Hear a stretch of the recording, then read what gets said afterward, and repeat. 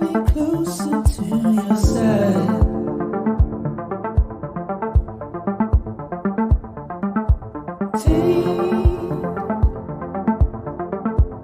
Take a page out of my story. I don't mind. No. Move. Keep it steady, never falter.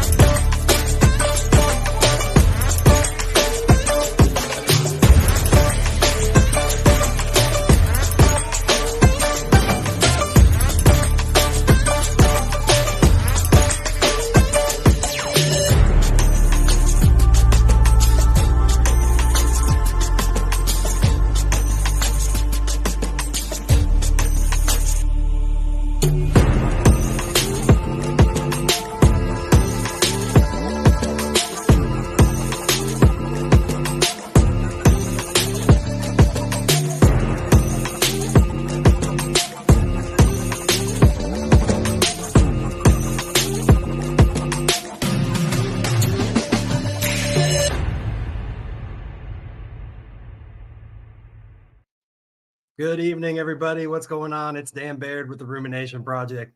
We are on our 8th episode already of the Psychonaut Files, and tonight we're going to talk about a very interesting subject that I've wanted to actually talk about for years now. So as always, my co-host, Rasta Rhino. What's going on, man? How are you doing on this beautiful Thursday? I am awesome and getting better as usual. How's everybody doing tonight? Pretty good. We got a lot of people here already. Let me hit that background music. It always makes me talk a little better. Right on. And we have a guest. We have a guest again, as we had on Monday. We had Cheyenne Moore on, and we have her again tonight, and I'll bring her up as well. And what's going on, Cheyenne? How are you doing?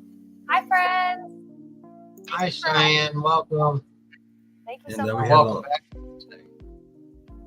We had a lot of interesting conversations on Monday night, and we hope to continue them tonight. So as we talk about an interesting subject, similar to chakras, although I know that the shamans paid a lot of respect to the Buddhists and the Muslim, or not the Muslims, but the Buddhists who actually, created the chakras. And in fact, the book in here, they do mention the Buddhists as well. So although chakras aren't very much the same spiritual, how would you name that? What's a good word to use as Buddhist and chakra or shamanism? What's really the difference? I mean, the easiest thing for me to say is I think we're all playing telephone with universal knowledge. So yes, there are people that we can credit to delivering the information first, but it's easy for me to get tongue-tied because my mind doesn't remember everything that I've studied. All of the people that use chakras or correlate chakra information and then regurgitate it in their own culture or own language or own information. But I mean, yeah, you're correct. Buddhism has a lot to do with raising that frequency and going through all of the chakras, so to speak, trying to get them aligned. If I could add on anything from the chakra show, I think it would be if anybody's doing any work aligning their chakras, it's super easy to get in this mindset like, I'm not going to be happy until all of my chakras are in line. But chakras have to do with vibration, with food, with so many, like even if you have like a chronic disease or something like that, which can be healed in a way, but we won't get into that. But you can still live a full functioning life, even if you're not aligned all of the time. The alignment of chakras is like following the program of mindfulness is what I've found over time. And and picking one and working with it and going with that chakra for a while is probably my best. Psilocybin plus chakras, I've had people report back to me that they've been able to connect so well that they saw their partner's chakras. And I've never experienced that, but now that's on my bucket list. Yeah, and there's also a lot of other things when you do it with somebody, a significant other. There's a lot of things in the mystical world that have meaning in those experiences that relate to the person who you do it with in the room. And I had, for instance, like octopuses. When you see octopuses, when you're doing it with a significant other, the color of the octopus actually means how deeply in love you are with this particular person in the room. And I had experiences once with octopuses once, so. There's a lot of weird things that happen in this mystical world when you're both around psychedelics and that you kind of both see. So it's really odd. So that's why I think someday it'll be used as marriage counseling. I'm 100% sure of that. Oh, we already got one spammer in here. Microdose, a couple people realize what's really keeping away from them is obviously not talking about issues, stuffing it down, resentment over time. Yeah. Not knowing how to properly heal. Yeah. And I mean, who's to say that they aren't out there already, but I'm not looking for marriage counseling, so I wouldn't know if there were like psilocybin retreats, but I could convince my husband to go to a psilocybin retreat if I was like, hey, let's go pretend that like we need some help, or just go get some pointers because they're going to give us mushrooms. Okay, let's go have some fun. But we'll get this giveaway up too before I forget. Let me bring up that screen again. And we got a book we're giving away. The book we're really going to talk about tonight. And it's the Book of the Shamans. This book here, which we're going to go through kind of a little bit tonight. This is the Toltec version of shamanism from 2,500 years ago. But it's really the book that I've read on shamanism tonight. The book the kind of stuff I've gone over the last 2 years. So I'm going to add this hashtag and somebody's going to win this book. So I'm giving away a version of that book. And let me finish this hashtag. It's going to be Wisdom of Shamans. So anybody who wants to get in that, I'll also put a banner at the bottom just so we don't have to have it there the whole time. You know, I've heard you say it several times, the word mindfulness, Cheyenne. And when I told you I worked at a treatment center for a while, and I worked with this counselor that taught me about mindfulness, and I love the definition of thinking, and correct me if I'm wrong, thinking about something on purpose without judgment. Yeah, And, the awareness of it and letting all the other emotions go away. Like, don't think with your emotional code, get away from your emotional code for a minute and really rise above it. You ever heard the saying, too close to the forest to see the trees? say that again? Too close to the forest to see the trees? Yes. Yes, that's how I feel about mindfulness practices sometimes, where you can even get so deep in needing to be so aware that you accidentally turn hypervigilant. You accidentally like go back into that neural pathway where you're like, oh, okay, I'm aware. But mindfulness, it really is just how you speak, how you walk, how you talk, how you see the world, and then you just take these little nuggets of yourself, right, and go, okay, yeah, let's critique this a bit. Why do I act that way? And that was my favorite part about mindfulness, is I thought I was stuck with this personality that I really didn't think was me. I believe that I truly am a sweetheart and a nice person. And I've been put in predicaments where I've had to be like, get away from me. But I don't want to be in situations where I'm like that. So the mindfulness of even feeling out a situation if I'm invited somewhere. My kid's at home tonight, everybody. So maybe you'll hear Elsa randomly being sang in the background. Who knows? But I love that you brought up mindfulness. It is a very good therapeutic thing to start in, especially if you're in any rehabilitation program, in my opinion. Absolutely, I agree. There we go. Now we got everything on the screen. We even got the nice. That looks Shady Fair. And I forgot I had Mental Health Monday still up there. People were probably confused. They're like, it's Thursday. It's not Mental Health Monday. Change it. like, I'm just happy to be here. Yeah. And then we'll add this at the bottom here. There we go. Now everybody knows what we're talking about as well. But I was actually going to show an expert from this. Well, I have to put that back because I guess I have to take. So that's to give away that book, and we're going to actually bring that up. The book here. Today is Oliver's first day at the school.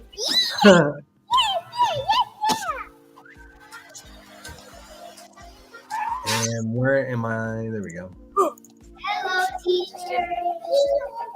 Good morning, students. Tell them to This go is out. Oliver, our new student. Nice to meet you, Oliver. I didn't bring it up. Oh, there it is. It's right there. I got to go back over here.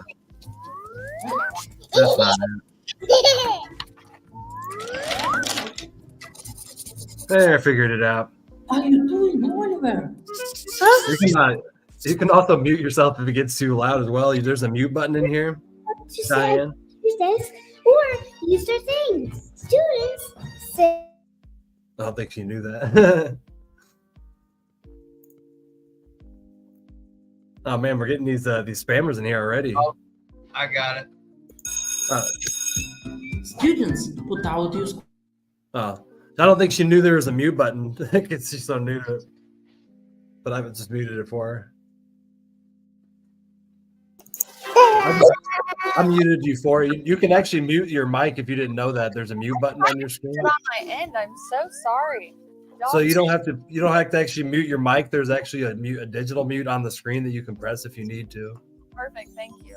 Just let you know. Good, but you never know. Dogs and kids, what else we do is talk about psilocybin and shamanism. Mom card, you know?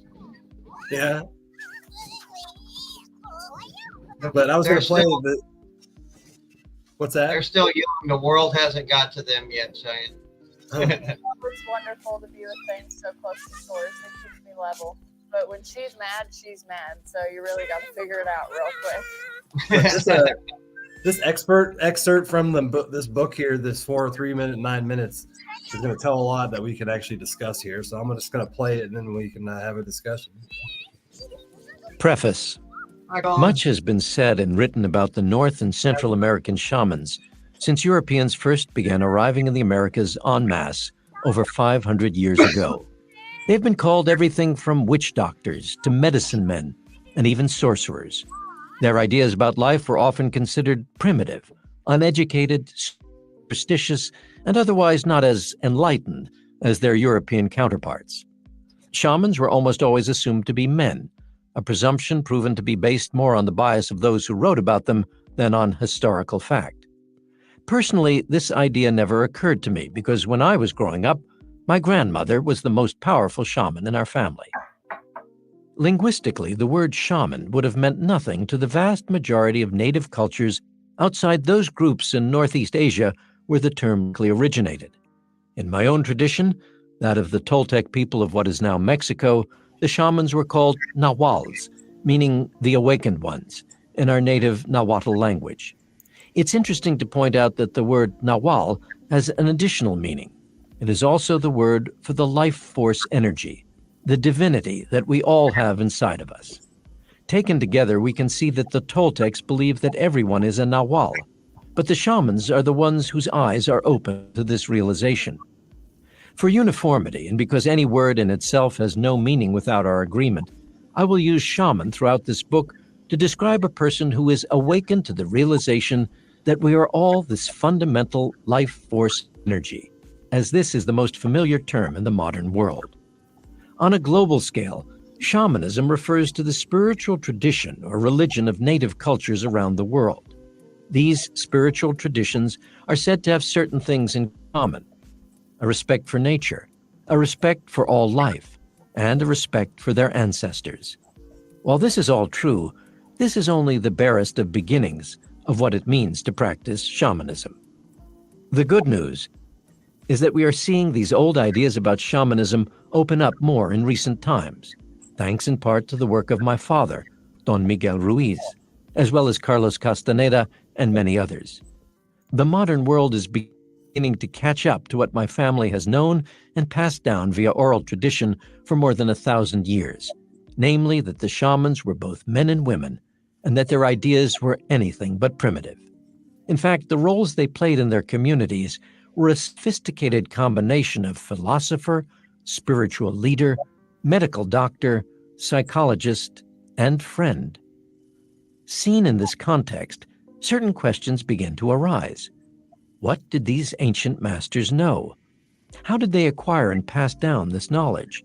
And can this knowledge help us in the way we live our lives in the modern world? Answering questions such as these is the purpose of this book. As you will see in the pages that follow, it is my personal belief that the wisdom of the ancient masters was not something primitive or reserved only for men, but a complex and powerful series of teachings available to all of humankind. It is the wisdom of waking up, of finding your own personal freedom, of living in peace and harmony, and of being of service to others and the planet. Quite simply, it is the wisdom of love and life. Explanation of key terms. There we go. That's actually a really good definition of shamanism. Let me bring myself back up. There we go. That was actually a really, really good definition, I think. And there's actually some vocabulary words we'll go over as well that was about to play. But I think I know that shamanism is on the rise again nowadays, and there's a lot of people who kind of practice it who don't even realize they do. But it's really about, being aware of what this world is and being aware that, we're kind of dreaming, that your perception is kind of your own dream. And perception is made up of everything that's happened to you in your life, and everything that's all the traumas, everything makes up, that dream that is your perception.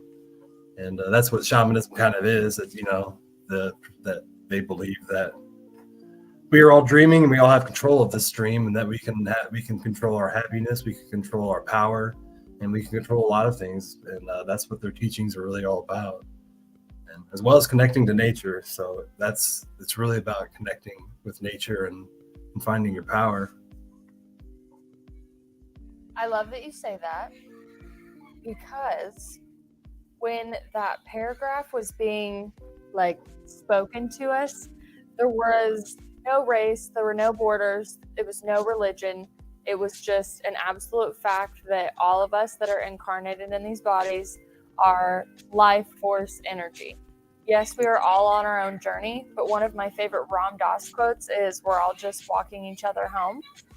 And that quote really fits shamanism for me. There's no barriers with this. I mean, obviously anybody's going to put barriers on who can be a shaman and who can't and how you train. And that's a whole bunch of malarkey I wouldn't want to get into, because the beauty of shamanism and what the foundation of it is what's calling people. There's so many psychologists out there that'll talk about a big part of their clients, and they'll sit in the chair and they'll say, I'm lost. And the psychologist will look back and go, well, where are you? Because you're right here in front of me. So automatically, we already know that there's a separation of physical self and mental self, even in the psychology, before we even bring in the shrooms or any other modality you could think of to use. But I just find, as far as the awareness that I'm lost, I don't know what to do. And maybe there's been people that have already went into Western medicine. And I think that's why you referenced earlier, there's such a big influx of people going and trying this, honestly, as a last resort. This isn't a first resort for many. It's very time consuming. I understand. Sorry, I got to put a Minnie Mouse dress on, guys. I told you I'm multitasking tonight.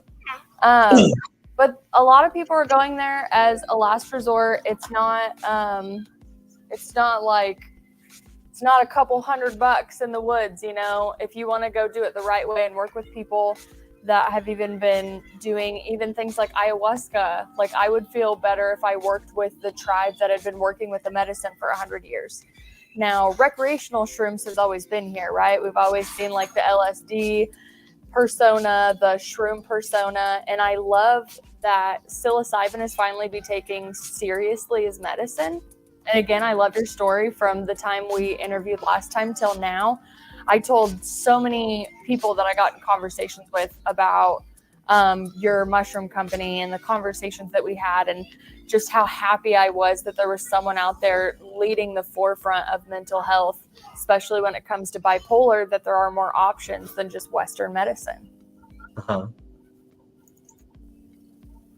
Yeah, it's been an interesting journey, and I first approached shamanism through this is actually my friend right here who actually kind of showed me the ropes, the chakras, and everything else kind of fell into place. I kind of did my own research on shamanism, but she definitely helped open the door to so much information that was out there or inside of me. I mean, there's so much knowledge in our brain that when I found out when I did psychedelics, this knowledge would come floating, into your brain. And I have another friend who has the same experiences. We say that like it's just 6 hours of this knowledge that comes into your brain that you only have 6 or 7 hours to absorb. And yeah, it's funny that you say that. I didn't know how this was going to fit in, but as soon as you said that, I hope I did not lose the page. I might have to circle back, but that is the exact same way that I felt the very first time that I experienced shrooms. I remember grabbing a notebook and writing to myself because I could not believe all of like the downloads that were coming in. I mean, not just obviously what I was seeing, because I'd never seen that altered state of consciousness that I was like, oh, I could stay here, right? But I actually have the psilocybin mushroom Bible. Okay, it's my husband. I've heard of it. I've seen it and heard of it. 50% mine. It's beautiful, but there's a paragraph in here that aligns with a lot of people's trips. And it has all the molecules next to it. You'd have to get the book to see it closer, but it says each person is at each moment capable of remembering all that has ever happened to him and of perceiving everything that is happening everywhere in the universe. The function of the brain and nervous system is to protect us from being overwhelmed and confused by this mass of largely useless and irrelevant knowledge. By shutting out most of what we should otherwise perceive or remember at any moment, leaving only that very small and special selection which is likely to be practically useful. According to such a theory, each one of us is potentially mind at large. And I think even when people go in and take psilocybin from a recreational standpoint, like, ooh, let's go have fun with our friends, they end up having these crazy mind-expanding things. Their beliefs are altered, their perceptions altered, and it doesn't take away from you. Like, if you were like, oh, I want to go meet God on MDMA. Well, honey, your endorphins are not going to work the next day. Cocaine's the same thing, which is not a medicinal thing, but psilocybin has been persecuted as a drug for so long, and finally we're getting this movement going where we can finally separate it from these illegal drugs and show people like this is for the betterment of you. This is why it's been illegal for so long, because it's the suppression of self-actualization. In a way, it's a suppression of your consciousness expanding. And no matter who you talk to, if they've had a psilocybin experience, they can tell you they were changed for the better after it. Unless, of course, you went off the deep end. I haven't talked to those people, but anybody that I've talked to, they say they really felt like they got a piece of their self back in it.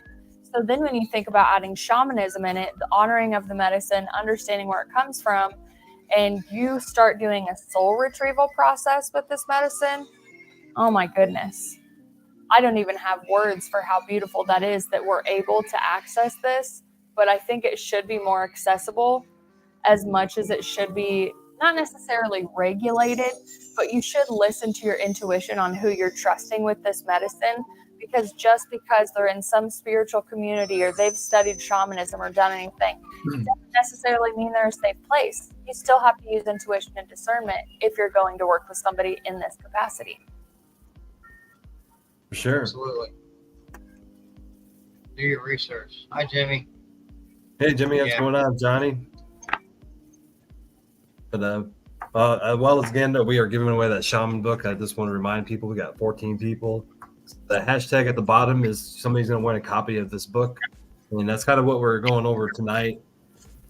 This is the Toltec kind of shamanism. There's a lot of different pockets of shamanism around the world that have happened throughout history, and some of them are slightly different. But anybody who has read the Four Agreements, this is the same author, Don Jose Rez, I believe that's how you say it.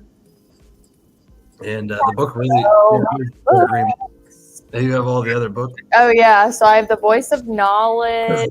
This is what is it called? A companion book to the Four Agreements, so it breaks it down more, so you can walk through and like study it. And then this one I actually found at a Five Below. It's called The Circle of Fire, and I didn't even know he wrote it. But it's super like the other ones. Yeah, if I see anything from this author, I will not walk away from it. He's amazing. Yeah, that's how I got these. I had the Four Agreements and I read it. Then I seen this. And I'm like, that's mine. I haven't read. Happened to me. I have that same little casing, and I'm like, yep, I can already tell that's Dawn. I need it in my life. Have you ever heard of Pima Shadran? Huh. Which one is? I wonder what he meant. Yeah. Have you ever heard of Pima Shadran? I don't think so. But I already like it when things fall apart. It's a good book. I can't read. It talks about her journey going to see a Buddhist and stuff like that, I think. And I learned, somebody turned me onto this book to learn how to meditate. It gives a little bitty guide of meditation in there. Oh, I love It was that. pretty simple, and I love it. This last one is the Circle of Fire. This is inspiration and guided meditations for living in love and happiness. So these are really good to look through and just kind of be like, what do I want to focus on today? Prayer for divinity, so many, like, write a bad book in my opinion. And the Four Agreements, I feel like this episode is my refresher course to open it back up and revisit it, because again, you're always growing, you're always expanding, and you'll revisit information that maybe sits better, you can digest it better.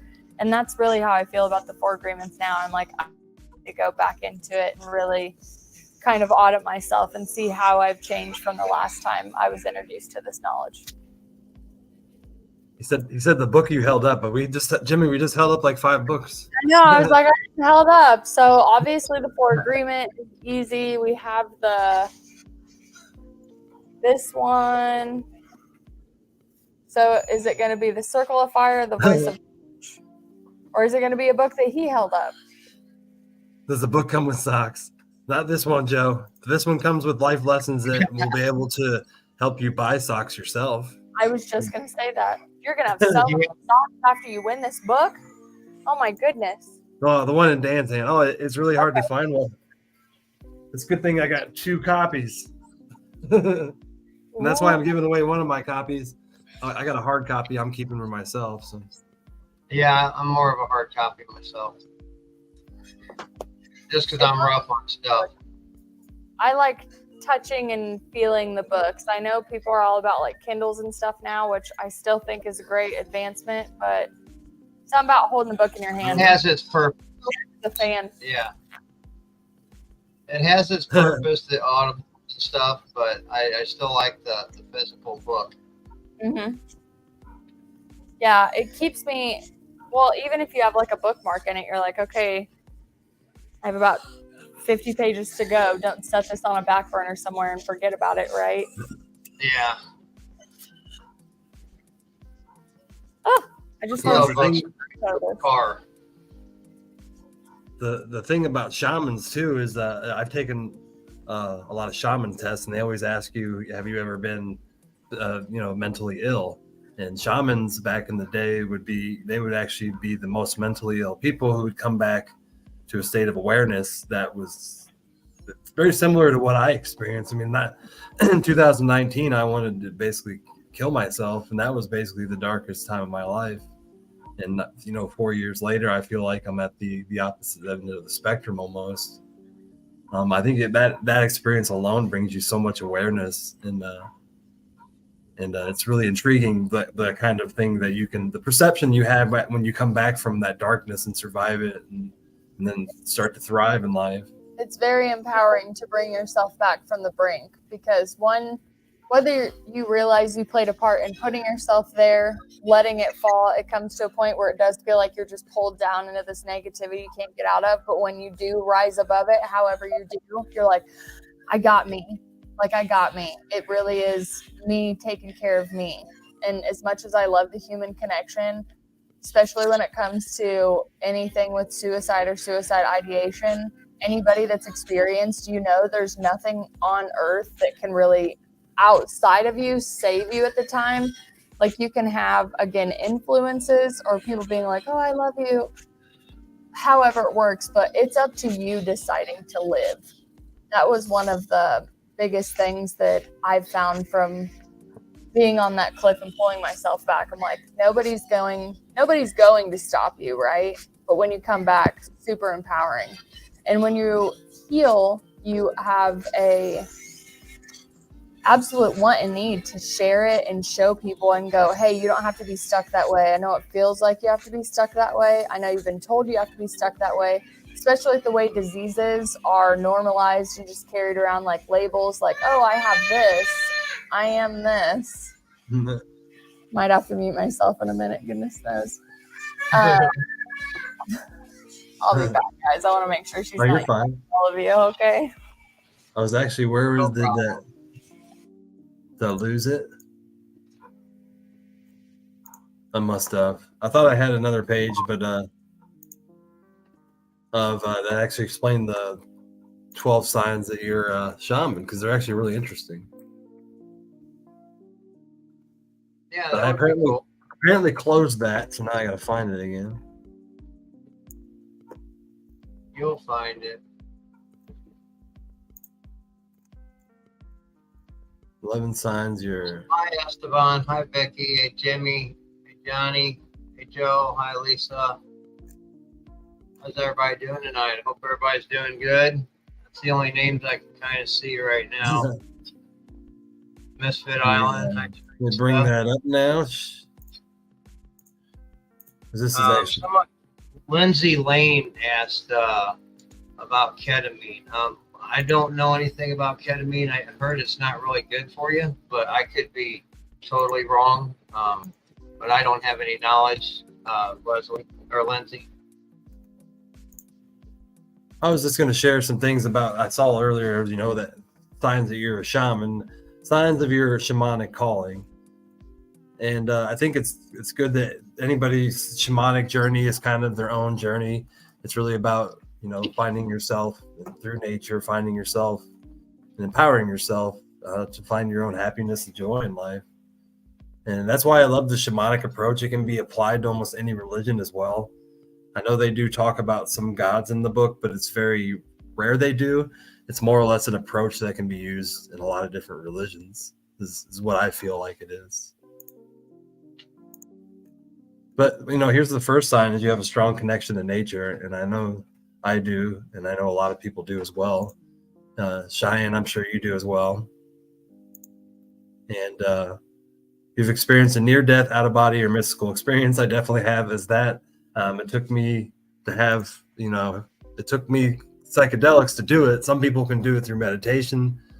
And as well as have a near-death experience. Those are really interesting. And I don't know if anybody in our audience has had a near-death experience or not, or an out-of-body or mystical experience, but they're always intriguing. And Rasta, have you ever had one? Near-death? You had a near-death experience, right? Yeah. Yeah, I died on the way to the hospital whenever I got the crap beat out. I don't remember any of it, but I did. And there's one other time where I lost my breath for a while, and somebody gave me CPR, but I don't remember that either. So yeah, it's called the Bee Shaman. You must experience a complete death and rebirth, and often this can be present itself as a temporary illness or shocking crisis of some kind that ignites your existential crisis. So also the fourth is you felt a subtle healing energy in your hands. And here we are talking about, healing on this show. So maybe you could be as well, Rasta. I got 5 out of 5 so far. Yeah. You have the ability to read others. And some shamans are born with the gift of visions or the capacity to look at other people and see the illness they may be carrying or spiritual obstacle they must overcome. And I see it a lot in people, and that's honestly, that's why I'm actually single a lot as well. I can see a lot of things in people's insecurities, red flags that kind of come later in issues. So my ability to read people is kind of too strong, and I kind of don't like it at times. I wish I didn't have it. That quantum healing session I did, she said that I was at one point I was a healer of some sort. She couldn't tell me what, but she said a healer, a warrior, and as she went back, and possibly King James or a knight or something like that. Right. It was pretty neat. I got the recording somewhere. Those are always fun to reread too. Yeah, I'd like to go back and look at it. If she videotaped it, it'd be pretty cool. You have ancestors who were healers or medical herbalists. Well, here I am. I have a company that has medical herbs. Right? Maybe my ancestors didn't. Yeah, vivid or prophetic dreams. I've definitely had vivid dreams my whole life. Yeah. And as a kid too, now that I actually have done psychedelics, I've become more aware of what those dreams were as a kid. And they were actually they were night terrors, or I froze up. Did you have a lot of dreams when you were a kid? Like several different scenes, or was it like the same one? I would wake up and I wouldn't be able to move. And I felt like there was a rock on my chest. But I thought sleep paralysis. I thought it was, Is that what that's called?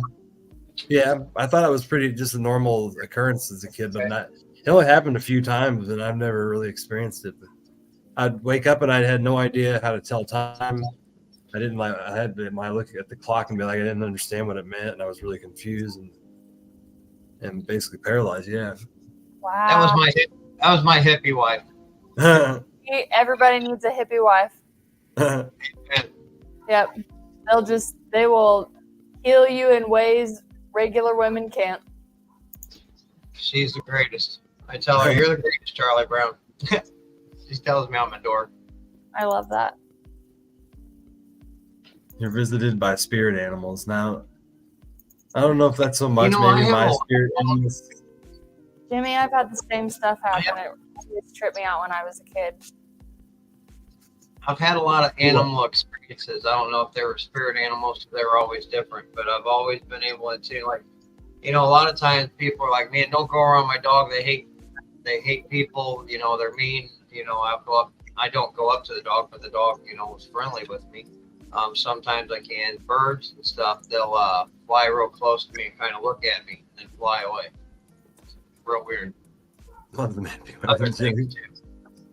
I have an animal totem that's a dragonfly. It's been with me since I think I discovered it in 2009. And the other day, I've lived in this house, I think, for 7 years now. And the other day I was standing up on my porch, just like breathing and just like needing a sign, even though I'm not asking for it. But I'm just like, hey, just let me know you're here. Things are a little weird right now. I'm just kind of riding the roller coaster. I'm not going to name this a bad day or a bad thing. I just know it's a part of the path, but it's always nice to have those little reminders, right? And then right when I just kind of surrendered and released, I flew up on my porch, circled around me, spun around my face like, I'm here. And then he flew up and he like started getting caught in the ceiling, like he couldn't come out. And there was something about that. I was watching him fight so hard to go forward when all he had to do was like fly down a second, then fly out the other. And I was like, am I doing that now? Am I accidentally banging my head on the wall instead of like pulling away and getting the bigger picture so I know how to get out? Like I was really thinking deep into this dragonfly coming and visiting me.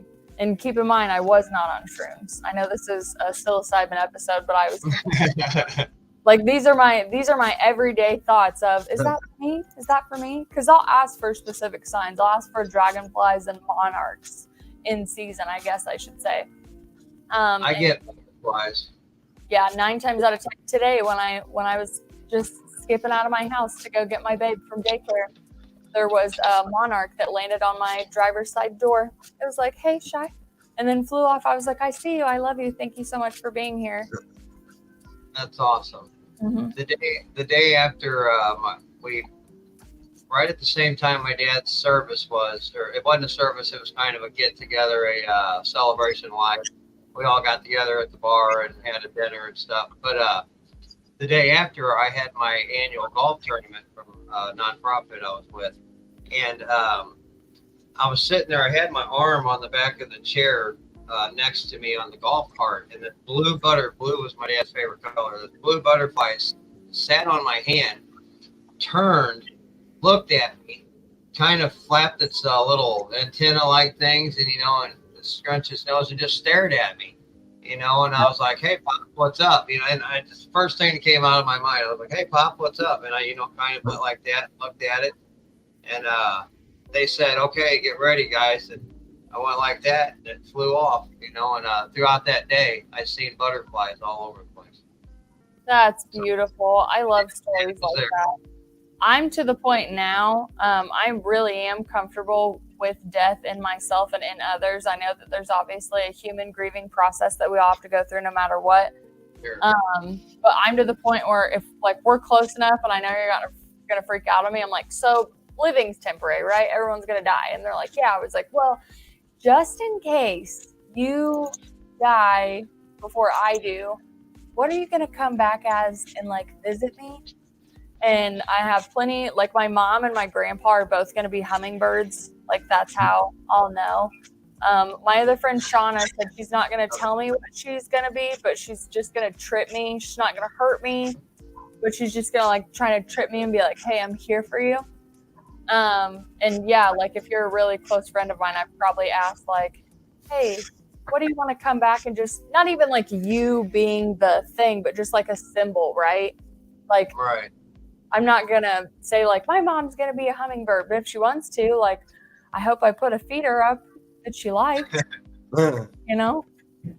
We have feeders outside, and that's the birds I was talking about. This one, it's like a green one, and it sits there and it'll hover right in front of me for just a second. Stare at me, and it'll fly off. Mm-hmm. I always say the same thing. "Hi, Pop." Yeah. The life force energy that they're talking about in this book, The Wisdom of the Shamans, that we're also giving away. I'm just kidding, you're giving away, but since it's not coming, promote it for you. Yeah. Not just us being life force energy, but everything here has life force energy. We're just so used to breathing and speaking that we're like, okay, well, we're living, but we kind of almost disrespect all the other living stuff because we act like we're at the top of this pyramid, which in today's society has been shown it's not working, and Mother Nature is a little pissed off about it. But it's really cool when you start studying anything from shamanism, mindfulness, whatever practice you want to call it, you start seeing the interconnectedness of all the world, the way the world works, the way dimensions work, the way energy works, and then throw psilocybin on top of already having that knowledge, and you get to physically see it. You have people that have reported being able to see energy because their brain has released out of this box that they have been in. And then you can see all of the phenomena that we know is out there, but our eyes are limited to this itty bitty box on the visual light spectrum, this big, but all of this stuff is around us all the time.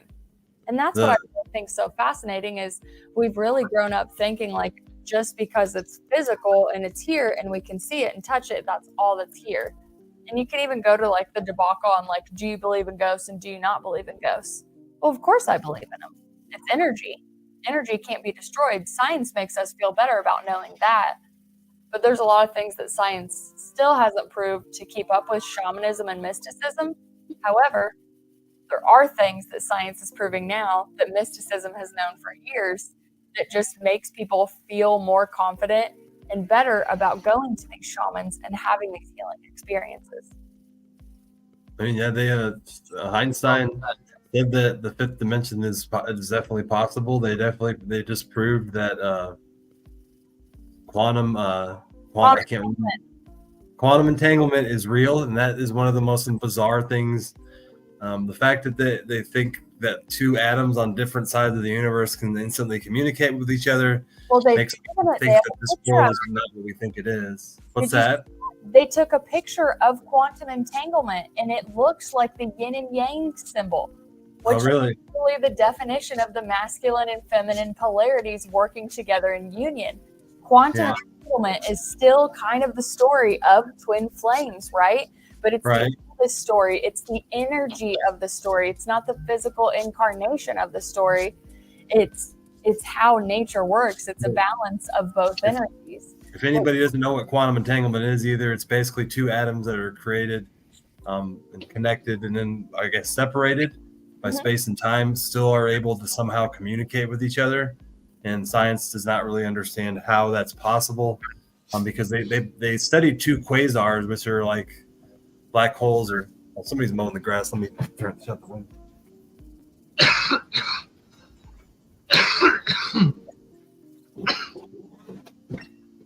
Yes, right now, if you guys can pull up a side window and just look at quantum entanglement picture, it's crazy. It looks like yin and yang. But they studied those quasars on two different sides of galaxy's universe. They were like 20 light years away, and apparently they both were sending out the exact same wavelengths and everything. They were like, somehow it looked like they were communicating with each other, even though they're on 20 million light years away from each other. Our modern definition of science can't comprehend that, so it's really a mystery how that happens. Well, a mystery to us, but if you were to talk to a being from the fifth dimension or higher, they're like, you guys just figured out quantum entanglement. You're so cute, humans. No one is on the brink of destruction. You just figured out something that all of us have known. And again, like, I still think it's funny. Why all of this shocks us so much? Is it because it's actually just being revealed to us for the first time? Or people have known about this, right? And they're like, oh, no, they can't handle it. This is too much. But why is two atoms that aren't touching being able to affect each other really, really need to be proven by science, even though it's known, again, in many forms of religion, mysticism, energy work, body work, whatever you want to call it. It's proven in energy work that that's how it works. That's how you can do distant Reiki healing. You're going to cut the cord and sever it afterwards. But the fact that there's so many people, thanks to being a left brain society that we've all been trained to be, need that science and that spirit bridge to honestly find their way back to whatever light, God, source, creator, consciousness, nothing, if that's what you believe in. That's how you have to connect to it, is you need some scientists to come out and be like, here's a picture of quantum entanglement. We proved it. But even if you want to do a comparative definition, I don't have it pulled up right now, but non-locality and quantum entanglement, I feel like they are the same thing. They're just proven in different ways. They're proven with different theories, but it still proves we're all in it. We can all affect each other. And then it goes back to the life force energy that all of these older beginner religions, I don't even want to say religions, I really like to say theologies, because we're going back to, like, the oldest language is Sanskrit, right? So we're going to go back to the oldest version of, oh man, Upanishads come to mind. They're one of the oldest yogic Vedic texts almost. And it talks in the very first thing, yoga means to yoke with the divine, and you're using your life force energy. You are a source for the creator. You're a vessel for the creator. So going back into psilocybin, if you had never done psilocybin before, or you were interested in wanting to do it, Dan, since you obviously do it for medical purposes and you are well equipped in doing it, what would you say to the beginner that wants to feel safe having a trip, if they would like someone to guide them through it? What would your advice be for them? I mean, that would be just to have a safe environment, really. That's really what it's all about. Mm-hmm. Yeah, that's like a random walk in the woods somewhere where you don't know the layout. Yeah, you definitely, I do it in my house where I'm most comfortable. So there are people who do it in the wrong places, the wrong time, and that's usually when they have bad experiences. But that's usually the first thing, is to do it in a place where it's comfortable, usually your own house, and in a weekend when there's not a lot of people around. 'Cause I think when doing it by yourself is a lot more powerful experience. Mm-hmm. Yeah, I actually have one of those. They're called the Great Awakening map. Have you guys ever heard of those? I'll have to send you a picture when we get off here. It's amazing, but it's basically all of this knowledge put into one crazy cool awakening map. You can look it up yourselves. They sell them through like TikTok, but they have little writing that you read, and one of them says, "Sit in a dark, quiet room with however many milligrams of psilocybin mushroom and meditate." And they're telling you, like, use this to connect to higher consciousness, use this to connect to higher frequencies, use this to astral travel, really whatever you want to do with it. But at the end of the day, what I found when I did it for the first time was I saw like all my brain wires like mashed up, kind of like muscles just being all like this. And at the end of my trip, I was able to like look at my head again, and they were like smoothed out, and I could think and I could breathe again. And when I would wake up the next day, I wasn't depressed and I wasn't focused on all of the anger and sadness. I was so excited to be alive, and I didn't feel bad for taking them, even though they were illegal, because I'm like, God put these on earth. These literally just grow here and have this beautiful medicine in them. Right. Hi, Melanie. I also like the comment over here by Alyssa that talks about microdosing. So microdosing is my future. I don't do it now. Kansas, again, has like really weird laws, and with kids, don't mess around with that stuff.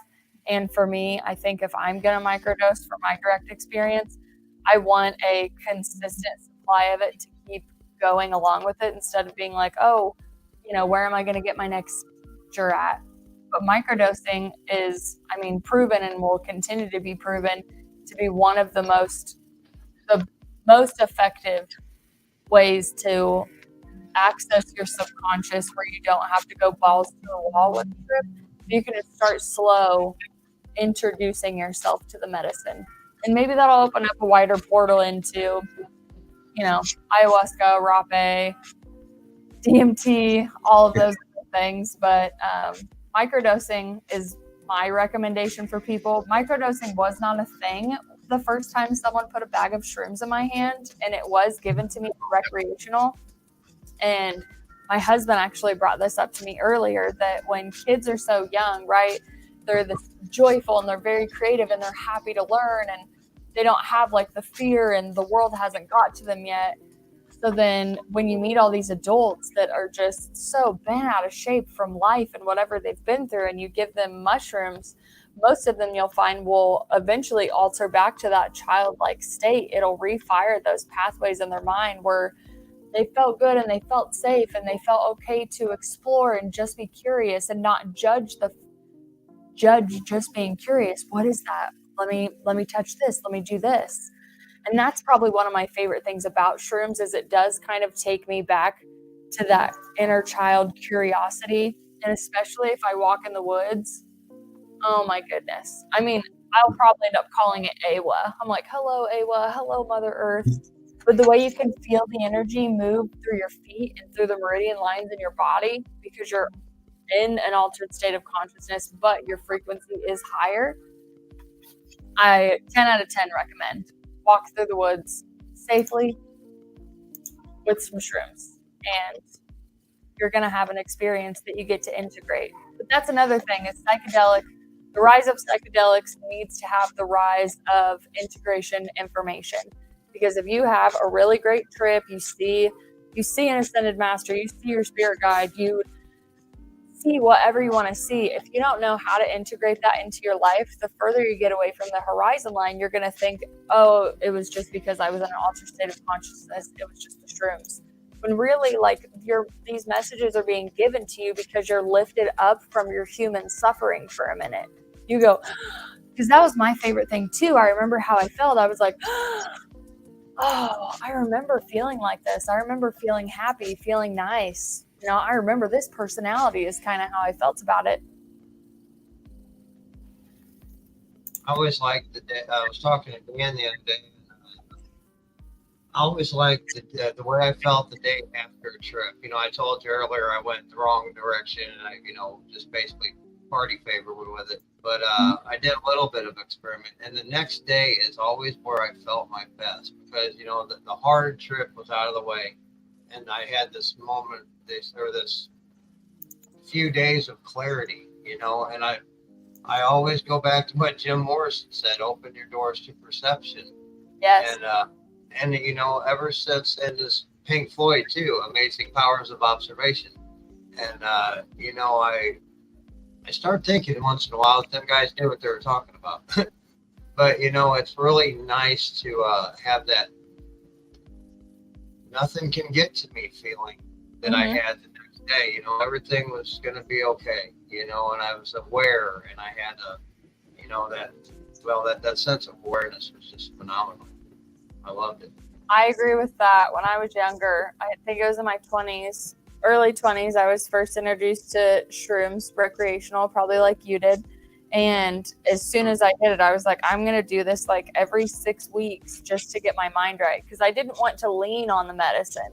I didn't want that to be the only thing that I was doing. I wasn't going to be like, oh, okay, I'll just take shrooms when stuff gets rough, but I'm not actually going to face anything in me. Luckily, I love writing in journals and really being like cathartic and introspective with myself and with what's going on in my life at the time. So shrooms really helped unbind me is the best way that I described it when I had to look back at my experiences, because you're right. I woke up with clarity, and it was just so beautiful to not feel like I was suffering as bad before I took the shrooms. Right when they kicked in, I was a little nervous because I'm obviously out of body in a way, and I wanted to make sure I was safe, and it was still illegal. Well, I mean, it was like really, really illegal. You know, like people looked down on you for doing it then. It wasn't medicinal. It was a psychedelic, and you were going nowhere in your life if this is what you want to do in your spare time. You know what I'm saying? So I had like a lot of guilt that tried to come at me right when the shrooms were activating. And as soon as like they full force activated, like the shell came off of me, and I was just like, like I felt like I was just like, I got it. Like, I get it. I get it. We're all connected. Cool. Awesome. I hope I don't forget this tomorrow.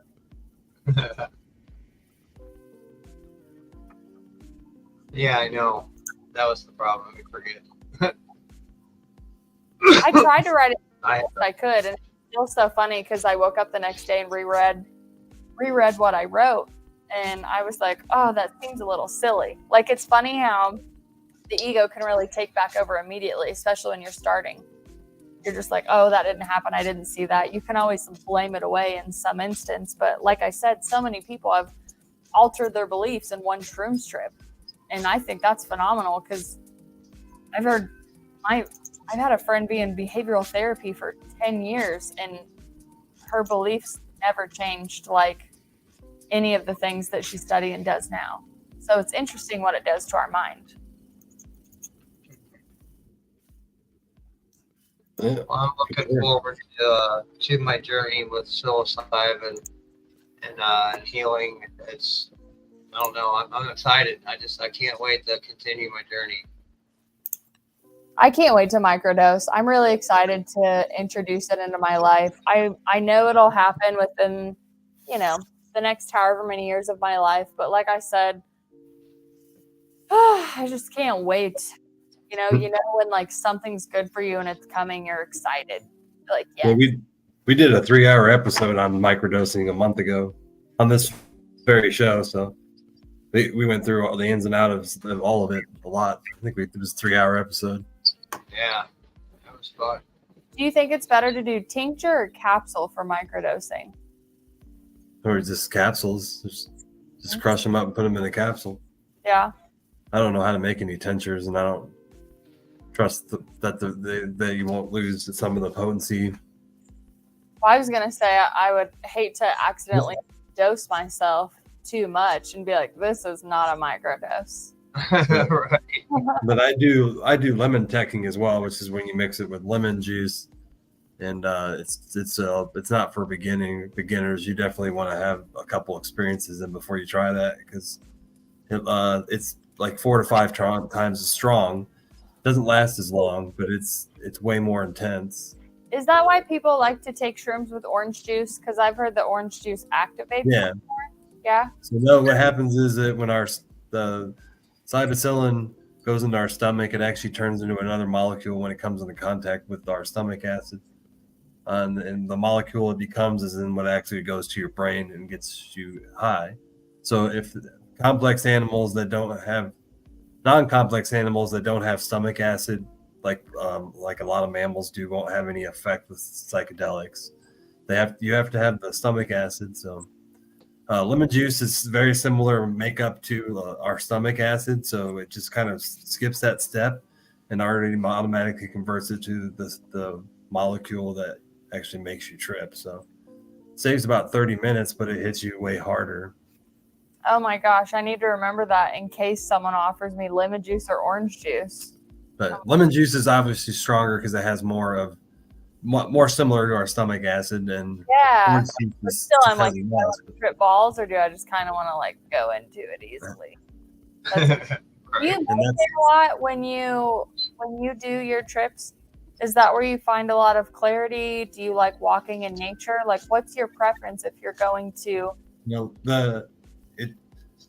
The way I do it is the first hour of usually my trip is the most intense. It's usually the hardest. I usually play chakra music, and I try to approach dark things in my life, darkness. I don't know. I've done that way from the beginning, and it kind of has this ritual now. So I lay on the couch, I'll listen to different chakra music, go through different parts of my brain. And then after that is done, I'll go sit outside or sit and listen to music, enjoyable music, or I'll sit in silence and just think about my life and just sit outside and think about everything. I love that. And I love that you said that you do a chakra meditation. I'm going to put this over here for you or for who anybody wants it. Again, I like talking about things I only have direct experience with. But I learned this chakra meditation at sober at just a meditation class. And one time when I was home alone, I decided I'm going to eat. I had cookies and cream shroom chocolate. So I'm going to eat a couple of these bars and I'm going to clear my space, sage it, put everything comfy in it. And I'm going to put this meditation on and I'm going to trip to this meditation. And usually I can get in that vibratory state with breath work, but since I was using shrooms, I figured how fun would it be to do this meditation? And this one was elevated. And I said that because I had a vision where I floated up and I was like, I could feel like my frequency is rising and I was trying not to freak out. For anybody who astral travels, it kind of feels that way. Like you feel yourself lifting out of your body. And you're like, don't freak out, it's okay. Like you're just rising. And I rose up around these group of almost hooded people. They basically look like spirit guides to me. And this one woman who I swear just did not incarnate with me so she could guide me from 5D came up and she grabbed my shoulders and she goes, hold your vibration. We're losing you. We have messages for you. And she goes, guys, she took shrooms and then looked back at me. She goes, raise your vibration. That is the key. If you remember anything from this, raise your vibration. And then I was so stunned because she was absolutely right. She was talking to me about stuff that I had already been researching in my life to work and figure out, how to keep your vibration in alignment with all the things that you want. So then I shot back down on my body so fast because it confirmed and shocked me. And then I just remember just feeling the calmness and the flow, kind of like I was just on water afterwards.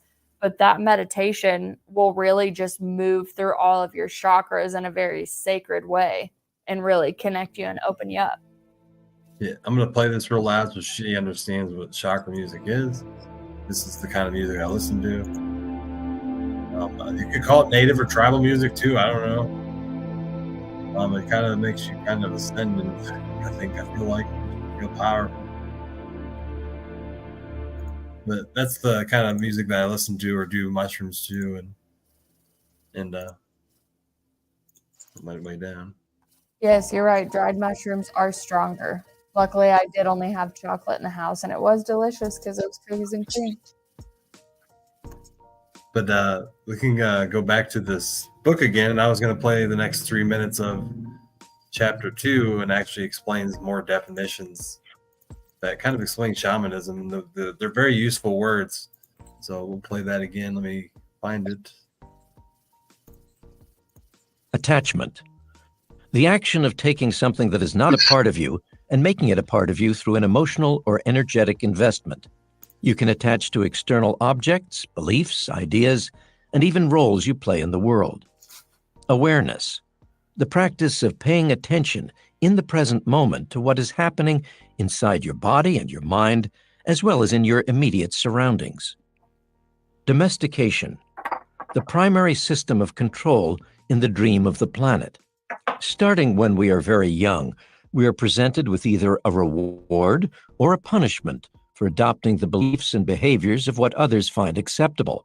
When we adopt these beliefs and behaviors as a result of either the reward or punishment, we can say we have been domesticated. Dream of the planet. The combination of every single being in the world's personal dream, or the world we live in. Mitote. A Nahuatl word that means chaos and references the idea that it's as if 1,000 people are talking in your mind simultaneously and no one is listening. Nahual. A Nahuatl word with two meanings.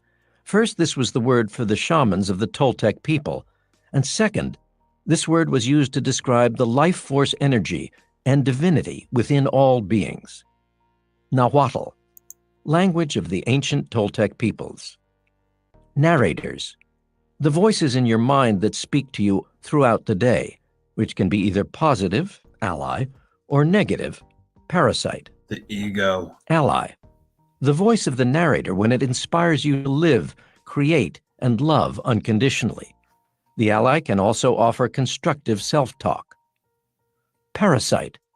The voice of the narrator when it uses your beliefs, formed through domestication and attachment, to hold power over you by placing conditions on your self-love and self-acceptance. This negative voice causes sadness, anxiety, and fear. Personal dream. The unique reality created by every individual. Your personal perspective. It is the manifestation of the relationship between your mind and body. Shaman. One who has awakened to the realization that all beings are life force energy and that humans are dreaming all the time. Silent knowledge. A knowing that is beyond the thinking, discerning mind. Silent knowledge is the deep, innate wisdom that is in all things. Teotihuacan, an ancient city in south-central Mexico that was the home of the Toltec people 2,500 years ago, well known for its pyramids. Toltec people, an ancient group of Native Americans who came together in South and Central Mexico to study perception. The word Toltec means artist.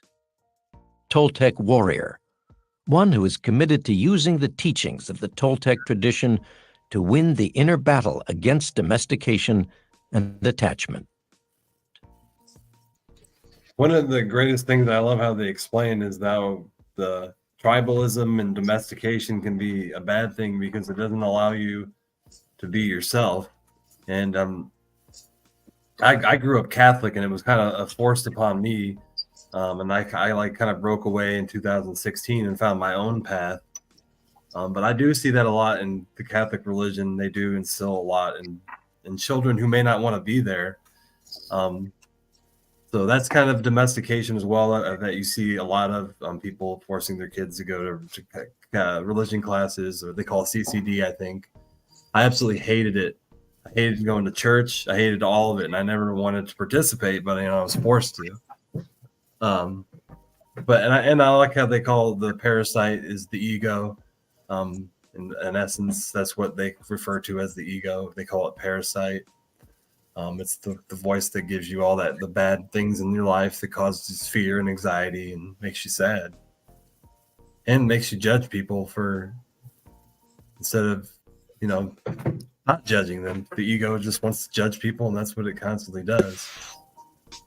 Well, the ego also wants to keep you away from people in a weird way, not just as a protective thing, but yeah, you're right. All of those negativities, the judgments. But I love how they talk about it, how it's a parasite, because parasites can be rid of. And I don't mean to like rid your ego. I'm talking more about purifying your disposition. And I referenced this today. If anybody knows Wayne Dyer's work, his acronym for ego is edging God out. So even like the conversation between the ego and the soul, the ego, the parasite, the false persona of you, the masking versus the fully aligned, awake, aware, and conscious, third eye awakened person. And I absolutely love that they call it a parasite, because you are able to you're not stuck with it, right? I just think it's an ego death or an ego trip to find out that somebody's been in the driver's seat the whole time when you thought it was you. And it's kind of a relief because you don't have to be stuck with those things. And I've met people that have realized, like, they've come to conclusion. They're like, my ego sucks. Like, I need more. I need to expand. I need this. And they will go and do a shit ton of psilocybin in some safe place that they have deemed safe for them to do it. And when they come out, they'll finally understand the separation in their mind. Like, I am not my thoughts. They recognize what the ego voice sounds from the intuitive higher voice. And what I've told people, if you want to differentiate, if you have no idea, like if your ego's talking or if your ego's showing up or if it's your authentic self. I still use this, but these are the first things that I started going through, where there's an affirmation that you can say where it says, I am asserting the mastery of my authentic self. I am asserting the mastery of my authentic self. I am asserting the mastery of my authentic self. And that calls who you truly are forward, no matter where you go. If you think you're getting ready to go hang out with friends or an outing or an event, and you're excited to go, and then as soon as you get in the room, you're like, and you can feel your ego kind of come over and be like, why am I masking? Why am I doing this? And it could, Dan, be for those empathy, clairvoyant, clairsentient reasons where your third eye's open and you see beyond the false illusions of the world. And a lot of people that have activated clairsenses or divine connection with source through psilocybin have the same thing. They're just like, no, I'm not going out around people. It's actually really rough for me because I'm not falling for the mask anymore. So if you put the glasses on, you can't take them off. You will be the sober person in the drunk bar. And it can be kind of annoying, but it can also be an ego trip for you to be like, oh, all these peasants and the lower vibrational energy around me, and that's still like a spiritual ego, right? Because we're still on our own journey. Like, if you want to go drink for 10 years, that's your choice. That's your soul journey. And you're the one who's going to get yourself out of it, right? Mm-hmm. Spinning it back around. But still, you don't want to be like, oh, I'm sober. They're drunk. They're not going anywhere in life. It's like, no. We're just not walking each other home. We're just not going to judge each other. No matter what you believe in, you should know. Yes, we all judge each other. Of course, it comes from ego. And I'm not telling you to kill it. There is a separation in your mind. In the intuition voice, so if you don't know what your intuition is or you're scared of listening to it, it's that little voice in your head that goes, hey, your wallet's on the counter. Hey, your keys are on the counter. Like that little insightful, helpful thing. That's your intuition. If you notice it's a really, really small voice, then that is your 100% indication that the ego is driving your car, driving your life. So it's all about nurturing neuroplasticity in your brain. And you have to listen to that intuition. You have to audit where you are. Like, you could say auditing chakras, auditing frequency, auditing vibration. Because just like the chakra thing that you have hanging in the back right there, there's actually an emotional calendar that matches all of the emotions. So it's going to go the highest vibration. It's going to look like purple, and it's going to be like unconditional love. And then you can go all the way down to like grief, disdain, jealousy, envy, all of that. And those are going to be the really dark colors. You can apply that to yourself to audit your vibration where you are. You're not judging where you are. If you are grieving that day, if you are mad that day, well, just dig in and ask yourself why. Or, hey, if you're mad and you feel like going and taking shrooms that day, cool, go ahead. Just make sure you're using the right intention. Just make sure you know what you're trying to align with. But again, in the beginning with how do I discern? How do I know if my intuition is correct? What voice is louder? These are little, again, mindfulness tips that you can use to really bring you back to center and let you meet your authentic self. Because what I've found is people are actually scared of their authentic self. And psilocybin is a way to peel those masks away. Or as the Grateful Dead would say, is steal your face. I love that reference.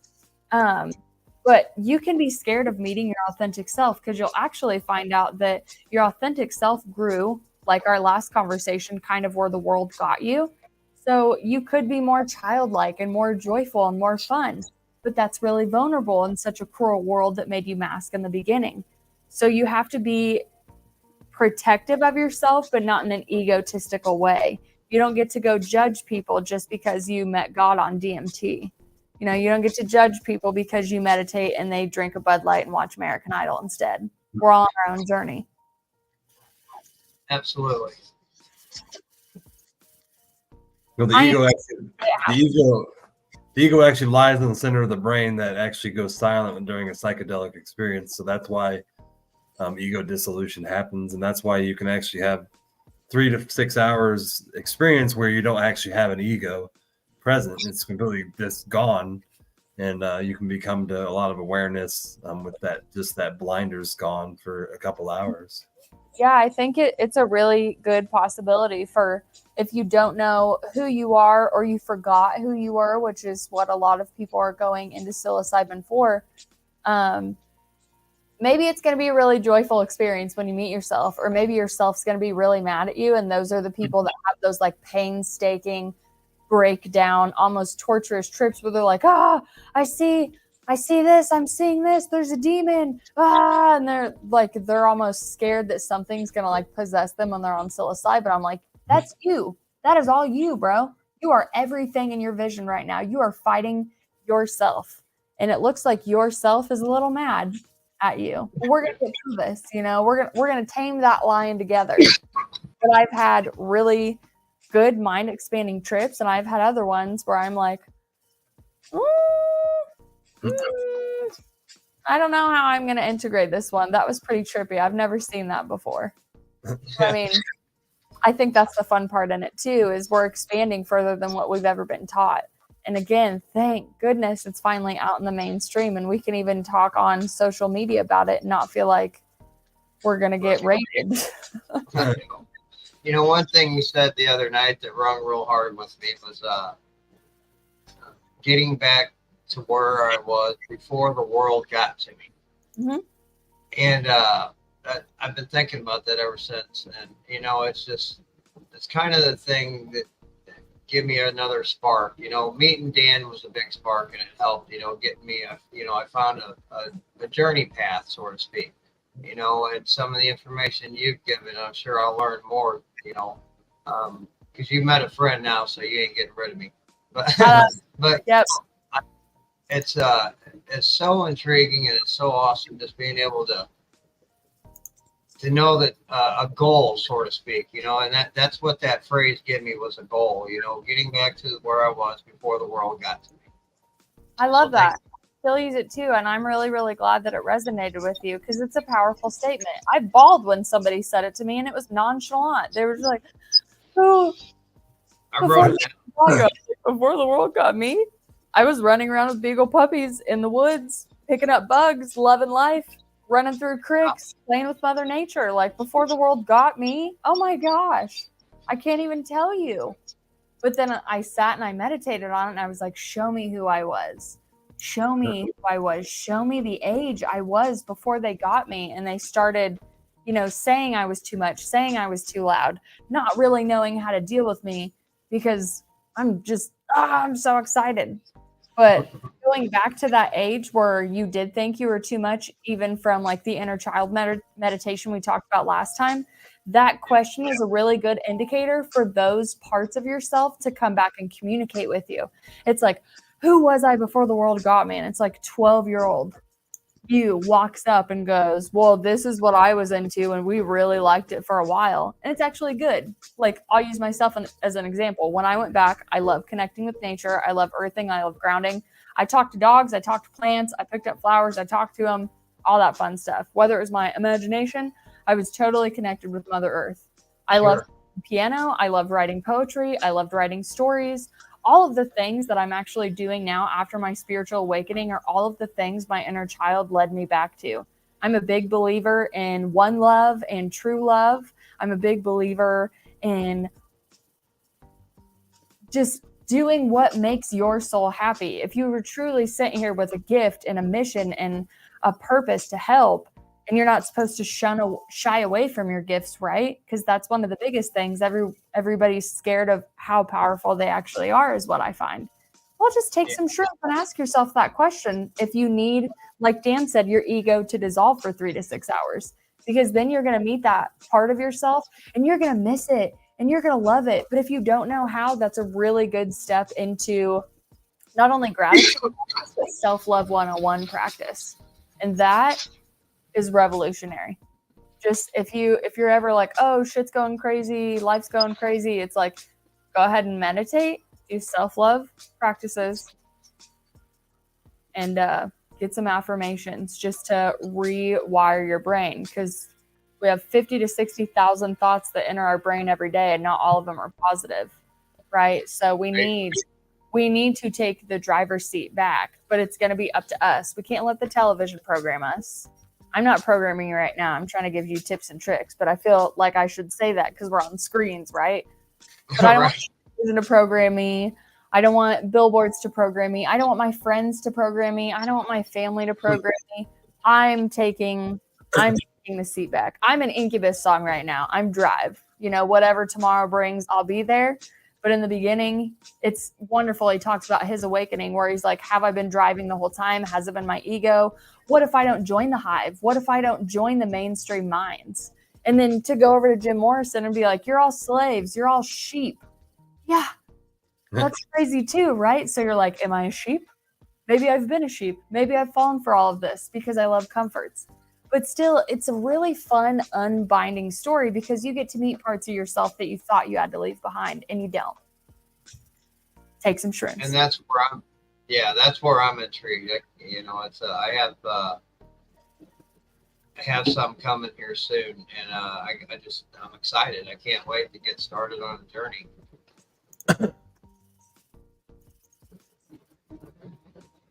What was I going to say about the oh yeah, we're still giving away this book too. That's what they give away, Wisdom of Shamans. I noticed some of you put Wisdom of the Shamans, and I tried to make it easier, so it's Wisdom of Shamans. So that she corrected it, I saw that. We got 18 people in here and 30 reactions. I appreciate everybody joining me tonight. I have actually interviewed you on my podcast, and I get what you're saying with, like, we're not obviously saying go take shrooms all day. We're saying sometimes you have that really hard shell around you and you need a little extra help. And keep in mind, everybody's on their own spiritual journey. So if we have all decided that we would like to experience psilocybin mushrooms in this physical incarnation, well, that's our choice that we get to, and we can choose to use it in a helping manner, or we can choose to use them every day if we want. The way that you are connected to spirit is the way that you are meant to be connected to spirit, and everybody else has their own way of connecting to spirit. So I love your comment, I love our episode, and I love your work, but I just want to make sure that we don't shame anybody if maybe they are on a psilocybin path and they've decided to use this modality. We don't never tell people to take it. We just educate people. That's really what we do here. We're the Mental Health Monday and Psychonaut Files. We're just here to educate people. So when they do choose to use it, they know how to. If you do need a reading, I will say he read me on the episode that we did, and it was majestic and mystical and beautiful, and I highly recommend his readings for sure.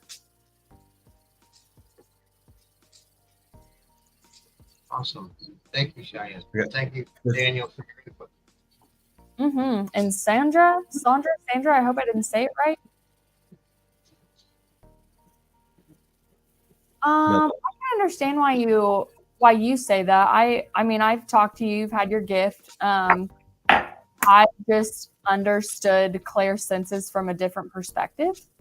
And yeah, I mean, I think we're both right in a crazy way.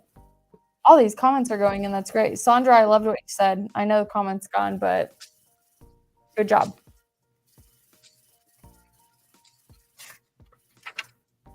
Yeah, I rarely watch the TV anymore. It's just, I don't know. It's too negative. Well, it's honestly really easy to be negative in the world. There was a woman I met that said, "Oh, it's so easy to be nice to people," and I was like, "Sometimes, you know, sometimes a stranger's mean to you, and I don't know why, but it just really gets to you." And I think it's just the ignorance of it, right? Ignorance makes all of us angry. It makes all of us, you know, have a parasite drive our personality. Nobody wants that. Yeah, I mean that's what the shamanism is about: freeing yourself from the parasite and freeing yourself from domestication, tribalism, and I try to remove myself. I removed myself from my religion first off 7 years ago. That was my biggest thing, and So I kind of Catholicism up till 7 years ago. when 2016 is when I kind of left the church for good. Wow. So then I kind of went on my own path of finding who I was through other means, because I definitely didn't feel like it was in the church. I will say I still love the saints. I grew up with, if something was lost, I went to St. Anthony. If I was traveling, I went to St. Christopher.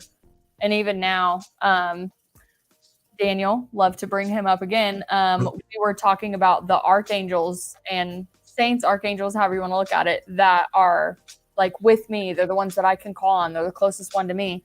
And he confirmed all of them and told me a new one that I didn't know about, that I started researching afterwards. So I thank Catholicism for introducing me to saints.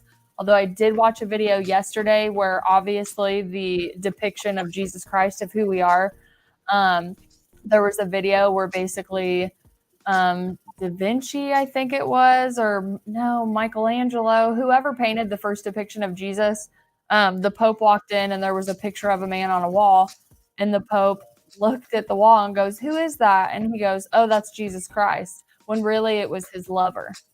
So the picture that we know of Jesus Christ, the Caucasian one, because we obviously know he's not Caucasian in real life, is supposedly painted from like a love story, which is still kind of cool in a way, but I think it pisses a lot of people off when they realize they don't like that, right?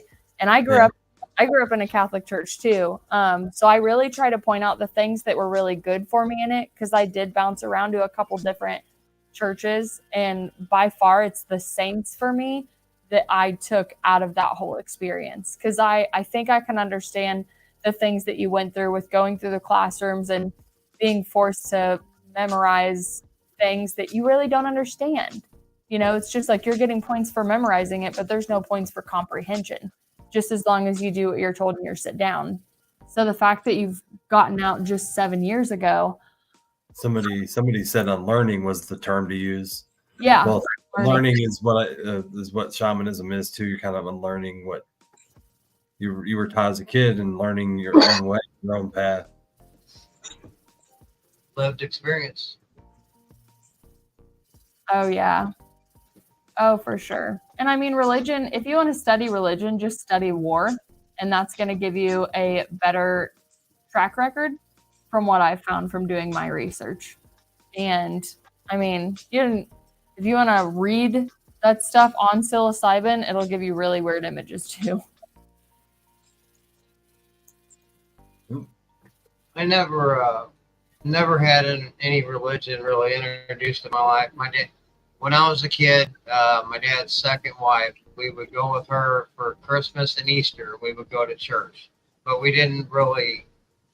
I didn't know anything about it. You know, I knew the traditional little stories and stuff like that.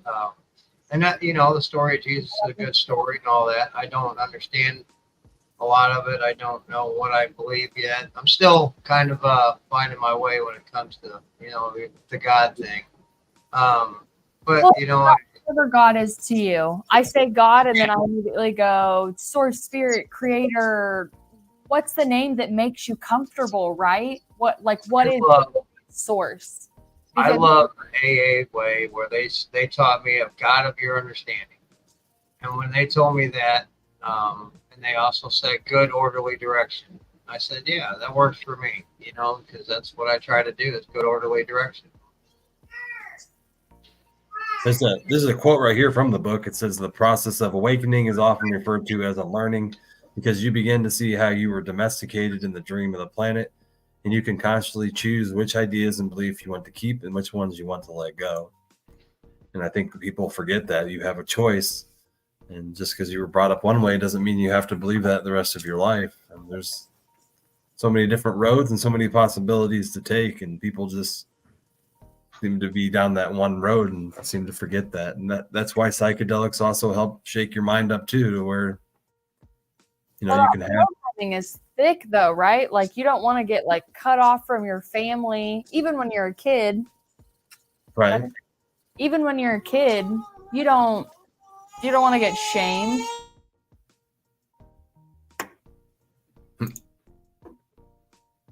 Yeah, you know, and For I sure. remember it's been a while since I've read the Four Agreements, but talking in the beginning about the Toltec tribe and how, you know, as children we were conditioned, you know, and to be a certain way, to learn a certain thing in somebody else's eyes and image and perception, and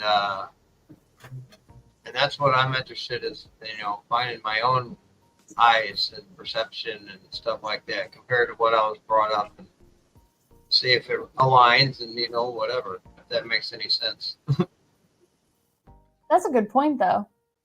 Joshua, you're absolutely right. Ashley, I love what you said.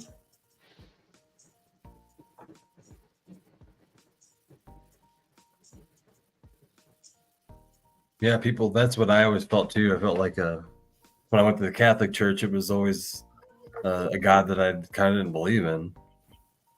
It's like they didn't really explain how nature incorporated into how spiritualism, you know. And that's one thing I didn't like about Catholic is the religion. They didn't really incorporate what's spiritualism. How does all this nature incorporate into the church? You know, like the Christian church is a little better, but I was always like, well, what about all this? You know, this beautiful stuff around us. Why don't we? It's just God's creation for us. I know I'm from- the only one that felt unworthy and supremely fear-based. Like, I don't know why, I just felt fucked from the beginning. As soon as I sat in a church pew, they were just like, Jesus died for you and you're fucking up. And I'm like, I'm freaking 8 years old. Okay. Right. Apparently Jesus' teaching is talking about compassion and forgiveness. And I just think a lot of things have been cut out, you know? That's the thing that annoyed me. I'm like, something's missing, and I know. Right. I always felt that my own path has brought me more happiness than trying to follow the path I was taught as a kid. But Yeah. I feel I was the black duck, whatever you call it, the one meant to shake everything up in my family, I guess. Oh, so you're the rainbow sheep. The black sheep. Yeah, I'm the black sheep. The rainbow sheep. That's what I think. Hey, Yeah. Shane, my friend got kicked out of being a minister because she started teaching the congregation the Dead Sea Scrolls. Oh, geez.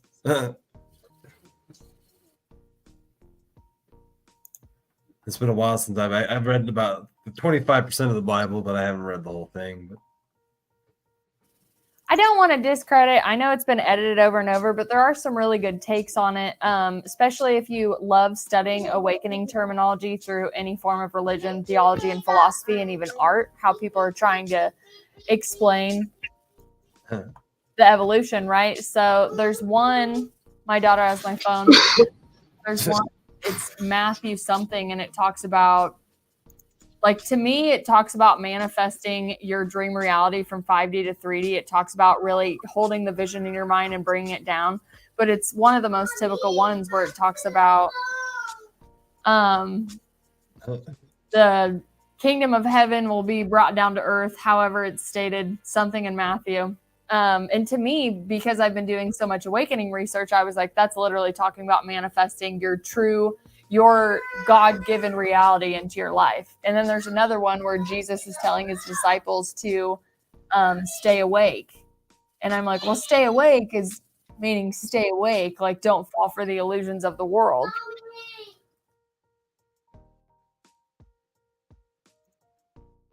Thanks for all the comments too, guys. You guys are keep coming, and I appreciate it. That's awesome, Rose. I love I'm that. reading everybody's perspectives. I think we're all allowed to believe what we want to believe. And yeah, the tribal feeling makes sense, but you also have to remember when the Holy Bible was put together, it was a room of about 10 heads of churches, and Constantine was like, hey, I really want all this uprising to stop, so we're going to give them one book and run religion, and this is what they're going to follow. So then he came out and he's like, here's the Holy Bible. Here's the Holy Bible. And then the Holy Wars came, because it's like, if you don't believe this, then you're dead. And that's the problem, is it's study the war of it, see the mass murder behind it. That's the problem that I have with religion, is so many people had to die for this book to sit in my house today. Wow, never thought of that.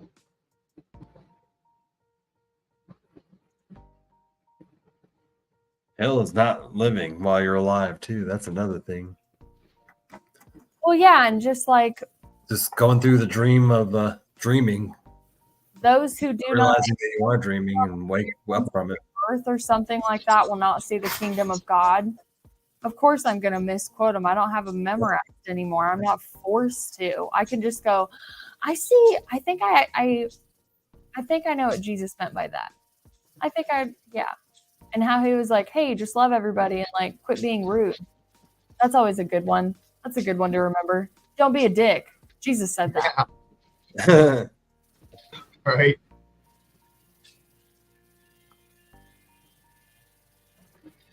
Ashley, you're so right. And I don't know if I'm the only one that thinks about, like, okay, God to me is the relationship I have with him, right? I'm not, but when I say God, I'm scared that people are going to think I mean the Christian God or the Methodist God or all these other sects of this broken off religion. But when I say my God, it's the one that I'm going to stand in front of one day. It's not a really cool guy with a beard like rhinos and a white robe, as much as I wish it was. But since we're humans, we have to think that all the other things that are saving us and guiding us are in human form. And realistically, if it was a ball of energy of consciousness, it'd be a consciousness implant for you to recognize that guide. So when I go and I have my conversation with who I believe created all of us, the all is what I would say is this ball of consciousness.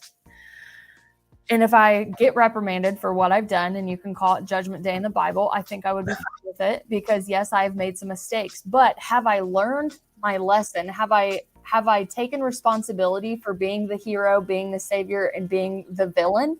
Because that's the thing, is everybody's ready to tell you like, oh yes, I've done this and I have this accomplishment.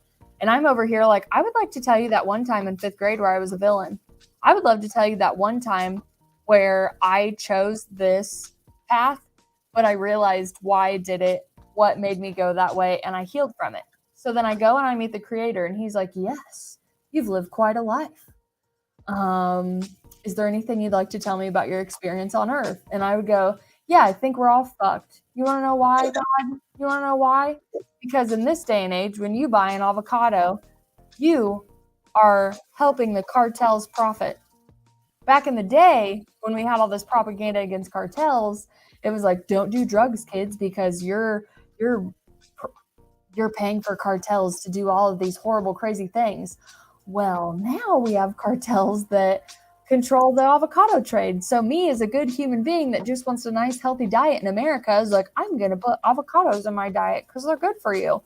Now I die and I got to go explain to God that I helped horrible people do horrible things in the world because I bought a product that I didn't know was linked to them through all of these things. So I know people, especially in religious terms, are so scared of like Judgment Day, but you're going to be judged for what you didn't get figured out, if that is a Judgment Day, if that again is in your belief system, because there's another belief system, there's another way of thinking, which is Dolores Cannon's work, quantum healing hypnosis therapy, right? And she's going to talk about all of the different levels, vibrations, and frequencies and what it looks like in the afterlife. Now, obviously, if you unalive yourself, it is said you go off to a separate sect and you work harder with your higher life guides to understand why you unalived yourself. And again, being certified suicide ideation practitioner, if that was my LinkedIn page, I have ultimately decided that the reason that suicide is the number one thing, suicide is worse than murder. Like taking someone else's life, super bad in the realm of Dolores Cannon work. But we've wondered why suicide is so bad. And I've ultimately decided, based on my theory, that light in your heart, that little God spark in you that keeps you going and connected to the divine, you killed God. You killed yourself and you killed God. It's like a double whammy, right? Yeah. It helps, in my opinion. But at the end of the day, everybody's right. We all have our own relationship. It's the people that come in and go, your God is wrong. You know, those are the people that need to take shrooms. And mangoes. I love mangoes. Yes, you're absolutely. These comments are amazing. You guys get it. Yeah, we usually get 400 to 600 comments when we do our podcast. But we're over here they got 18 people over on, say, 8 locations. I love it. Yeah, I have it shared over on my page too. Cheyenne, what was the name of that book? The Chakra Healing Beginner's Guide to Self-Healing? I actually have it right here. Yeah, for anybody that wants to look at it. The book of Chakra Healing, and it's going to be by Liz Simpson. We didn't also talk about the silent knowledge. That was another term they used, which is the deep innate wisdom that is in all things. Good job. Somebody mentioned that you kind of did, for instance, if you've ever simply known the answer to a question without any logical way that your brain could have discovered it, that is silent knowledge. Or when a mother can feel that her child is in danger, or when a relative transitions into death. I really like there is a lot of universal silent knowledge, and it seems to be in everything. Mm-hmm. And help the shamans respect that silent knowledge. And a lot of times I like to sit in silence. That's one of my most favorite things to do, is sit in silence and listen to my own thoughts and listen to the world around us. Everything. Moment, you would think I just saw a beach. I'm like, oh, this is beautiful. How amazing. You're absolutely right. I didn't want anybody to think I meant punishment, but they are going to have a talk with you. They're going to be like, you're not supposed to do that. You didn't finish the contract. I remember what my dad said a couple of weeks before he died. He says, I don't know if there's a God or not. He says, I'm not sure there is with all the crap I've seen in this world. But if there is, me and that SOB are going to have us a conversation. I think a lot of people feel that way. I honestly like to think about it like the main hard drive of the computer, and we're all its little robots going out to experience the world in whatever capacity we are. So if you want to be the janitor, the CEO, the drug addict, the homeless person, the psychic medium, the grocery store, the butcher, whatever character you want to dress up to have this experience and expand your soul. But like at the end, you get to go like fly back and report back and be like, this is what I did. And the creator's like, That is so cool. Like, no matter what you did, because you're experiencing physical reality for consciousness as a whole. And I think that's so cool to think about everybody broken away and loving their individuality, but still understanding we still all come from the same place. And again, no matter what you do. I think it's like omni something where like all religions do have truths in some way, but I don't follow one religion. Spiritual would even be hard for me to say. I love the rules and the guides of unconditional love, and I'm human, so I am flawed and I am going to fail often. I don't think that I'm a sinner. I think that's an implanted word to make you just feel so fucking bad about yourself. So you just never come out of like that dark abyss in a way. So you're kind of like chained to the unworthiness thoughts. Again, because when you think of frequency and vibration, you really need to break those away from those thoughts. But if the people that are your spiritual mentors are telling you like you're unworthy constantly, but hey, if you listen to this prayer, you're still unworthy. Listen to this hymn, you're still unworthy. And that's what I think is really weird and interesting about multiple religions that I've seen. It's just like, I'm actually not unworthy. And even from a young age when I was in the church, I remember just going and sitting outside and being like, this is my church. I can talk to God, who God is to me right here. I can talk to Jesus. I can talk to whoever I want right here. I don't need any of this. But I will tell you, one of the first times I took shrooms, I did sit on top of a tractor in the middle of a field and talk to Jesus. And his apparition came into my left side, like my peripheral sight. He was just there in light, just talking to me. And obviously I blame the shrooms. I was like, yeah, I probably didn't see that. I probably wanted to see it because, you know, who doesn't want to have your buddy come up and be like, it's cool. I know it's crazy. You're going to be fine.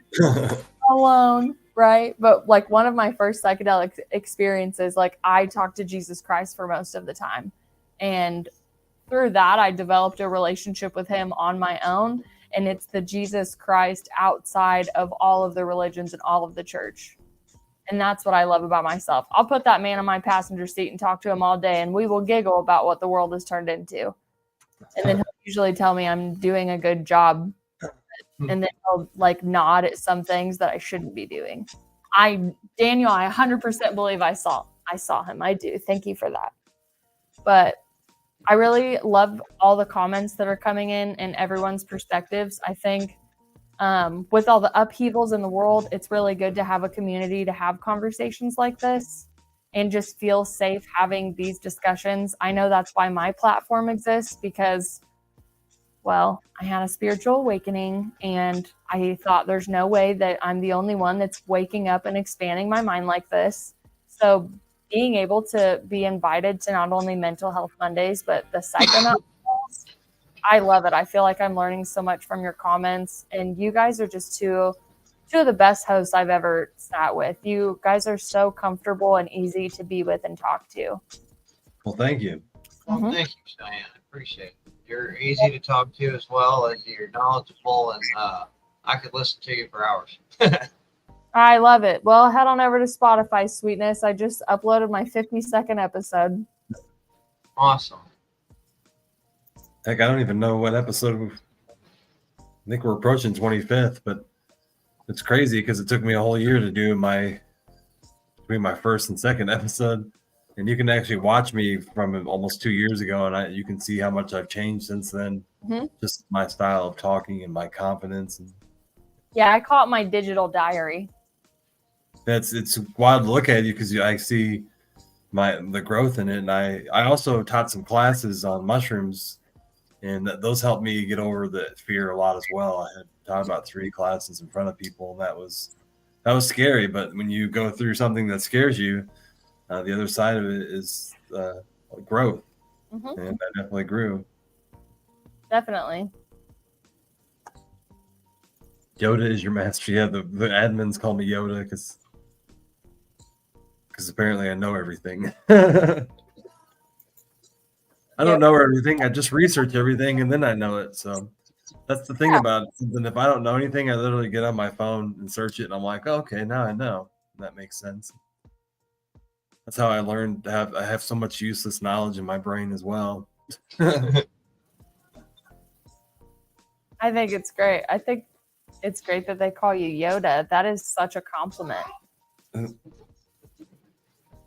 he did know a lot of stuff, but I think he just knew it because he knew it. I just knew it because I never stopped learning. My brain just constantly wants to learn. I feel the same. I'm not learning. It seems like life gets boring. Right, she was. And I bet they're finding plenty of studies now that show that learning your whole life is actually what keeps you from getting Alzheimer's and dementia and keeps your brain fresher and healthier. Yeah, that's very true. And that's how I felt too. I actually really wasn't a good student growing up. I got really bored and I was really rebellious because of it. Whether I knew the curriculum or not, like I was still just like, gosh. And then after my awakening, I was like, I am so hungry for knowledge and I am so excited that I am the decider of what goes in my brain. This is wonderful. Yes, Shannon, you're right. Learning daily. My house is like a sweet little library of all of the things I always wanted to learn but never had access to. And still to this day, I'm like, Dan, I know that my vitality and my mental vitality to stay away from all those weird diseases is to continuously keep going and keep learning. It's the same thing as exercising your joints. Like if you want to keep them limber, you better, keep moving, doing your thing, Right. Stay away from that poisonous food as much as possible. Yeah, I was like, whenever I first got sober and I had my spiritual awakening, I was more like the same way, but I described it like, I don't know if you ever seen that older movie, Short Circuit. He's got the robot. The robot kind of turns humanized with the attitude, and he gets loose from a war. He's a war robot, and he gets loose, and he kind of loses that war attitude and becomes kind of human. But he starts reading books, and he reads it real fast, and he says, very interesting, more input. And he keeps reading more books, and he starts speed reading like 100 books, and he's throwing them, and more input.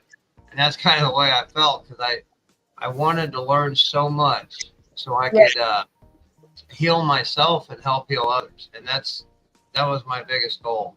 It still is my goal. I just lost sight for a little while. Daniel, I totally agree with that. And Joshua, I love your comment about having that trusted friend to open you up to those healing modalities. And then if Dan doesn't know it already, he's a very comfortable soul to be around and learn from. This is just my second episode, but he has great ideas. He brings great, wonderful clips to the table. And by God, every time he has a giveaway, I'm jealous because I'm not going to do the giveaway. Yes, You can get in the giveaway. I want lion's manes. I want this book. Yeah, but I just really think it should go to somebody else. Like I already know I'm going to buy it, but I'm glad that you submitted it to me. It's on the list. It's on my post-it right here. Like, here we go. Next on the list. And you should probably not trust doctors at this point. It sucks that some of them do have like good intention, but they're still working for the wrong curriculum, in my opinion, or like a half-assed curriculum. You can't just focus on the body and pretend like the energy body doesn't exist in any capacity, right? So I went to my primary doctor actually last time and told her how I was doing mushrooms, and they had a student doctor in there as well, somebody who's following along, and they actually sat there for 10 or 15 minutes and just asked me a whole bunch of questions. She was very intrigued about, I was telling her that I was treating my mental illness. I don't mean to like bash any doctors. I'm saying the rules. No, I'm just saying it's great there are some open-minded doctors. Yeah, the things that they have to abide by in Western medicine. Luckily, it's expanding, but that there are doctors out there that if they could speak on it more or say something more, that they would, because they see the research. Yeah, but their backgrounds and their employers don't allow it. They can lose their job. Yeah, and I understand that, which is why I think the rules and regulations need to change. Right, for sure. It's stuff. Even the lion's mane. My friend had, and I shared this a year and a half ago. He went into diabetic coma, and we talked to doctors in. My friend is actually an RN at the hospital. Talked to the doctor into giving him 5,000 milligrams of lion's mane. which is like 4 to 5 times as much as your normal daily dose. And he actually came out of, his family claims that he started to come kind of out of a coma. And she said that his cognitive skills kind of came back. He was still in a coma, but he seemed to be a lot more aware. He eventually did pass away because he just couldn't eat, and he literally had no oxygen to his brain for like 5 hours. Oh, what a sad story. But it took him about 4 months to die, and he actually is now the longest. They said the longest person in that condition to live the longest. Most people die after 15 days, and he lived like 4 to 5 months. Oh my God. Lion's mane. His family. Imagine if he actually was floating around, since he's clearly not, conscious and awake. No, trust me. Me and my friend who gave him the lion's mane had the same conversation, wondering where he was, Mm-hmm. where his consciousness was, what exists at that point. Yeah. Is he like in a box trapped where you can't communicate? Does it feel like that? Yeah. These are sad things to think about, but they are things to think about what consciousness is. Mm-hmm. Ashley, I have also done muscle testing, and oh my goodness, that you can't lie to yourself if you do that modality. If you do it to yourself, or you have like a practitioner do it for you, you can find some very deep-rooted traumas in you that you didn't realize just by doing, the push-down thing. Because your body doesn't lie. You do, right? Because your ego controls it. But your body won't lie. And I think when I came across muscle testing, like the one that you're referring to through holistic modalities, I was like, damn, I can't even lie to myself. Oh, I was lying to myself. Like, oh my goodness. Crazy.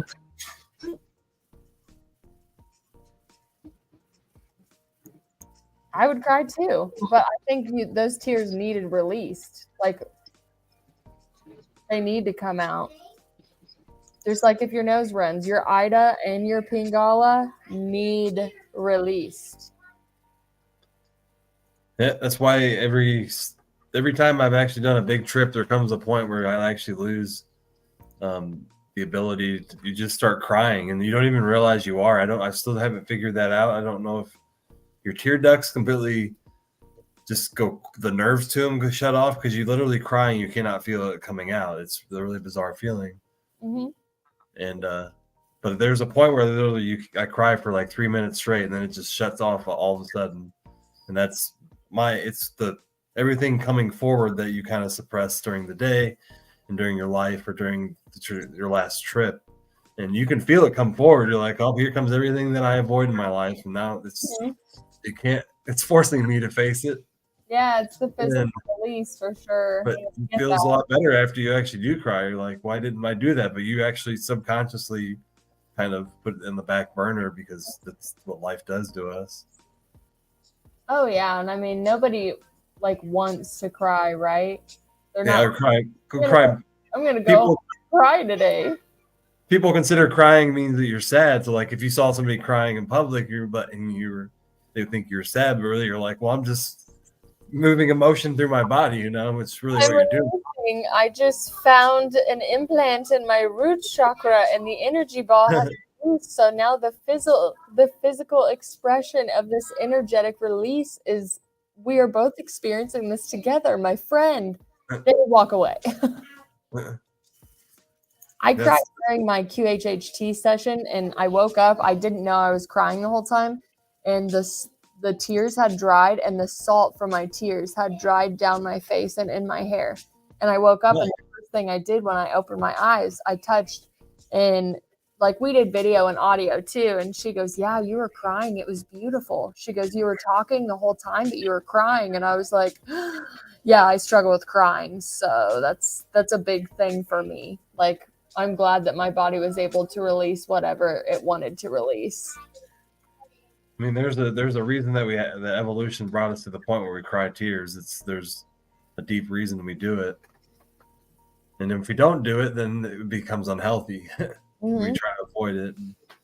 Unfortunately, society makes it, we should cry as much as we laugh, but society makes it seem like crying means you're sad. But we all know that crying makes a lot of emotions. It is just a release, and there's actually, if you guys want to study it on your own, depending on what tear duct and what side of your eye it comes out, will tell you what emotion it is. Because I know one, it's like if you're happy or grateful, it'll come out of here. If you're hurt, if you're sad, but it depends on the left or the right. And Never heard that. or the inside, yeah, you can be like, what does it mean if you cry on the left eye inside tear duct? And it, because these are all again connected to meridian lines and airflow ways. So like you're gonna have your airflow. I said Ida and Pingala earlier with the sides of your noses, so that's gonna be for the Kundalini spiral, is what I would say. But yeah, you can. The body is so fascinating, and there's so many little details we don't even think about because we just breathe effortlessly every day, and thank goodness, wake up healthy. But when I found the research about like, oh, if I'm just have a tear come out of my left eye, like what does that mean? And a lot of it, tears that usually are releasing of repressed emotions. So I think we should all get better at being okay with crying. Obviously not crying excessively in a movie theater by any means or in the show, but still, even if you're alone, be okay with crying. You're right. Don't be ashamed of it. Those are here to come up and heal. For so many years, I stuffed things down, my feelings, my crying. You're a man, you ain't supposed to cry. You ain't supposed to, all that Neanderthal thinking. And I, after being in recovery for a while, I learned to quit fighting those feelings, and I just embraced them and let them go. And sometimes, depending on where I'm at or whatever, I would give myself a time limit, not like restricted, but like if I'm out somewhere, I'm like, all right, I'm going to give myself 5 minutes to be angry, or I'm going to give myself 5 minutes to be sad. And I could cry, I cry all the time, not like excessively, but I don't hide it anymore. It's something that I've learned that if I leave it bottled up, it's like shaking up this soda bottle. If I keep it bottled up, I shake that soda bottle up and let the emotions in there, and I don't deal with them. I open that bottle, it's going to come out as a mess. So I've learned, if I take care of it along the way, I don't have to take care of it all at once. And then I'm able to throw Mentos in that bottle and see how your emotions really come out. Say that again. I said, throw Mentos in that bottle and see how your emotions really come out. I know. But yeah, it's nice to be able to deal with my feelings and embrace them rather than stuff them down and fight them and hide from them. I quit fighting, the fight's over. Well, crying definitely does, because I think it makes you eat more. Because after I have a psychedelic experience where I went through the reamer for 6 or 8 hours, I'm usually hungry as heck. Famous. Yeah, but I mean, as high as they're breaking that psilocybin down in your body too, it's going to eat up everything else around it. So well, I actually get really hot. Hunger. I get really hot when I trip. What's that? I said, thank you for reminding me about how hungry you are after a trip. That's honestly better than munchies, because you have clarity and you're like, oh, I feel better. I'm not suffering, and I feel so good about this. And they actually, research has shown that people tend to eat 60 to 70, 80% of their meals healthier after they do mushrooms. Because they want to live longer, and they're just more aware of what food they want. Well, Sandra, also a lot of people with us. We love you, hon. Mm-hmm. I was just gonna say, I think a lot of us feel that way, and I think it's the reason we incarnated for different reasons, right? I won't get into too many specifics, but if you incarnated and you feel like you don't fit in the world, it reminds me of like a Jimi Hendrix quote where it's like you're meant to stand out, you're meant to change it, you're meant to help it and evolve it. There's a status quo of suffering in Earth that I think people in this group just don't identify with, and that ultimately makes them feel left out. But you're actually you're the powerhouse. You're the Power Ranger. You're the superhero. You just need to come into that power. And I mean, I think the loneliness is what connects us besides the unconditional love that we came from, right? We were all separated from our home. We're not earthlings. We were born here, but we're not from here. So feeling alone just shows I miss my home. And that's okay, because you have people incarnated with you that will make you not feel as lonely. You have friends We that have will help you along. we're connected to everything outside of your house. If you always actually think about that, if we actually evolved from one species, that means all of our atoms are actually entangled with everything that was ever created. Absolutely. So it means that we really do have a connection to every other living thing. Just because it isn't human doesn't mean you can't communicate with it or have some kind of relationship with it. Mm-hmm. Absolutely. And just honoring the fact that it's alive, that it has a different gradients of life force energy that maybe you don't understand, but that doesn't mean you get to disrespect it because it's less. Even the plants, animals, trees. I mean, I've had plenty of mushroom trips where I actually sat with a tree for 30 minutes and just thought about its life and how it deserved to be there as much as my house did. Back up against a tree and you can finally feel the vibrations that you see them draw in the pictures with connecting with nature. That's my favorite. I miss just walking and touching them and just being like, oh, I'm vibrating on the frequency where I can understand you. I even have some names of my trees in front of my house, and one of them is called Clifford because when I'm on psychedelics and the wind's blowing, it looks like a dog, a giant dog running. So I call the tree Clifford. Clifford. Oh, I love that so much. But it doesn't look like a dog when I'm in a normal conscious. It's only when I'm on mushrooms. So my brain must think it looks like something else. Clifford's my favorite. Yeah, I've definitely listened to that a lot, or not listened, read it a lot as a kid. Mm-hmm. Nowadays, you can listen to it with Audible books, but back then you actually had to read the book. I think they made a movie too. Yeah. They did, and it's wonderful, honestly. I mean, my little kid self-loved it, but that's because it was a happy ending. That's what I like about all these. It's a happy ending. Have they animated it yet? Is it animated yet? I wonder if that is. If it's not, it will be eventually. This one was a CGI Clifford, so I really enjoyed it because I wanted a Clifford dog. So it was animated. Well, dang, I'll have to watch it then. I think you can find it on Amazon Prime, but I'm not for sure. But yeah, it's a big old dog. Big old dog. Yeah. Also, the shaman, I know that she said she doesn't feel like they belong, but shamans actually felt the same way. It's usually they just don't feel like they belong anywhere, and that's actually one of the signs that you're actually a shaman. Well, you're sober in a drunk world. We're right. Yeah, that's exactly why you don't feel like you belong. You see everything for the truth of it is, and you see everybody else just walking around this dreamlike state, not aware of anything. Oh, I always wonder, is ignorance really bliss? Because sometimes I'm jealous.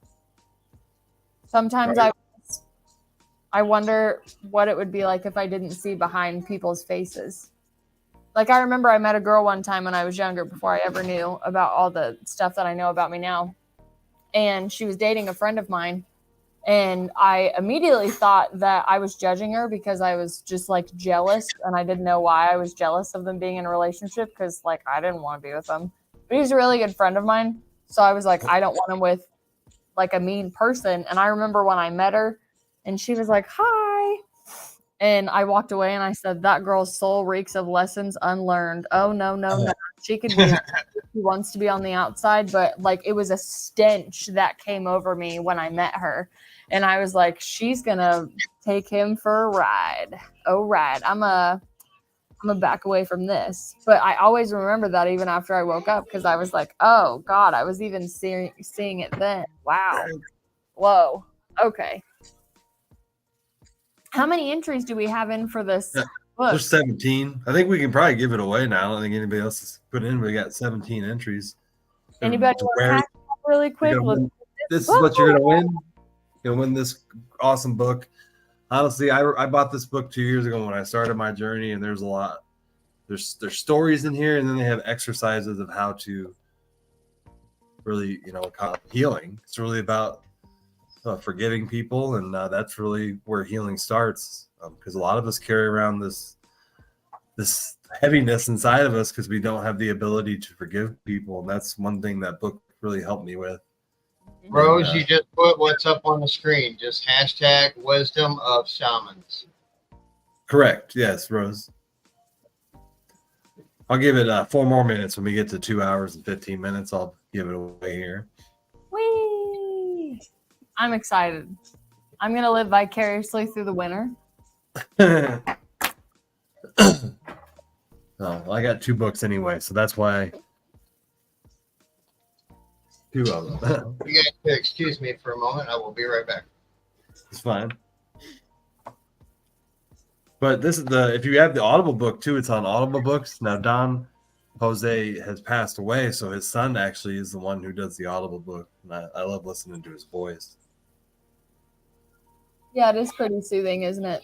I don't remember who Don's son is though, who does the narration.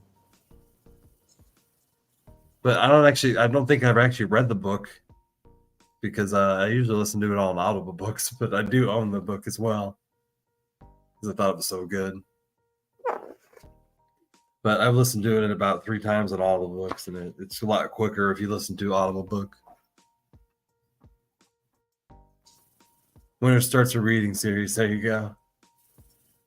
Heck, I could have done a whole episode just on the book alone. It's such a great book, man. There's a whole bunch of Great teaser for people to go and buy their own copy, though, too. Yeah, there's a whole series of his books. The Those are 4 very Agreements, good. just somewhere around here.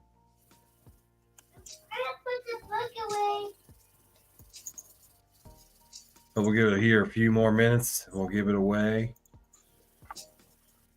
Da, na, na, na, na, na, na, na. Just kidding. But hopefully everybody, we could probably do 2 episodes, 3 episodes on shamanism. But hopefully everybody got the I basics. wish that I was like more versed in it. Like I really wish that I would have already even done like a shamanic psilocybin trip or Oh, yeah. Takes UFO time. is something I would like to experience. DMT is something I would like to experience. Ayahuasca is something I would like to experience.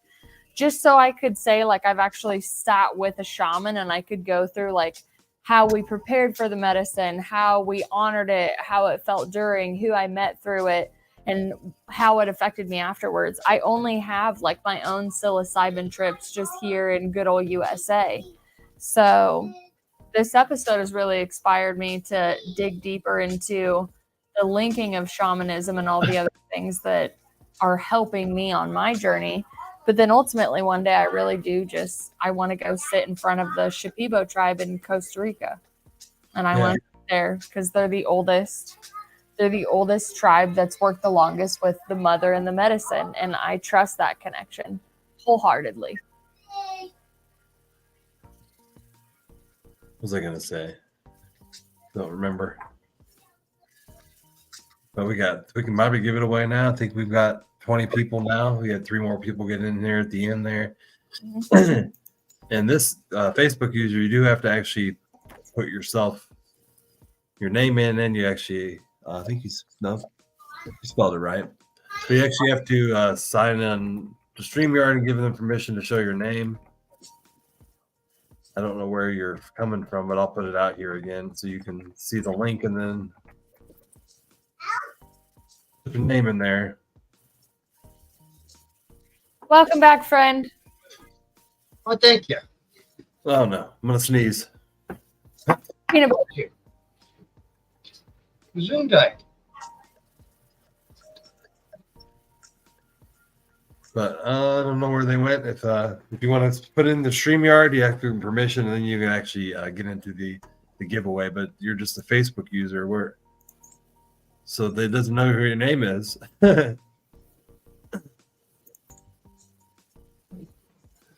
So that's the bad thing about this. You have to give them permission to show your name sometimes. So it apparently resets every day, and some people have to fill it out every day. Oh, wow. I don't know what makes it do it, because some people don't ever have to do it. But it's probably more or less a setting on phones or something, probably my guess. Some people's phones are. Ashley, I don't know how to spell it either, I don't think. Hell, it took me till third grade to learn how to spell Reinheimer. How to spell what? Cybacillin? Reinheimer. My last name. Cybacillin is so hard to spell. I literally have to look it up every time, and my brain has something wrong with being able to spell it because it like doesn't spell anything like it sounds. And it Psilocybin. yeah. I feel you on that. I think My it's wife PSI. And the S's. Yeah. My wife can't say phenomenon. She says phenom and stops. I know I a girl struggle who said with aluminum aluminum. and cinnamon, so I said it for her. Cinnamon. She couldn't say cinnamon or aluminum. Aluminum's one I struggled with. Aluminum. Aluminum. But I used to say something along that lines. All right. Well, let's hit this giveaway. We'll give this this book away now. We got 20 entries. Yay, 20 entries. Good luck, everybody. Here we go. Ah. Then again, I used to always ask my grandma to tell me the story of the ant and the grass chopper.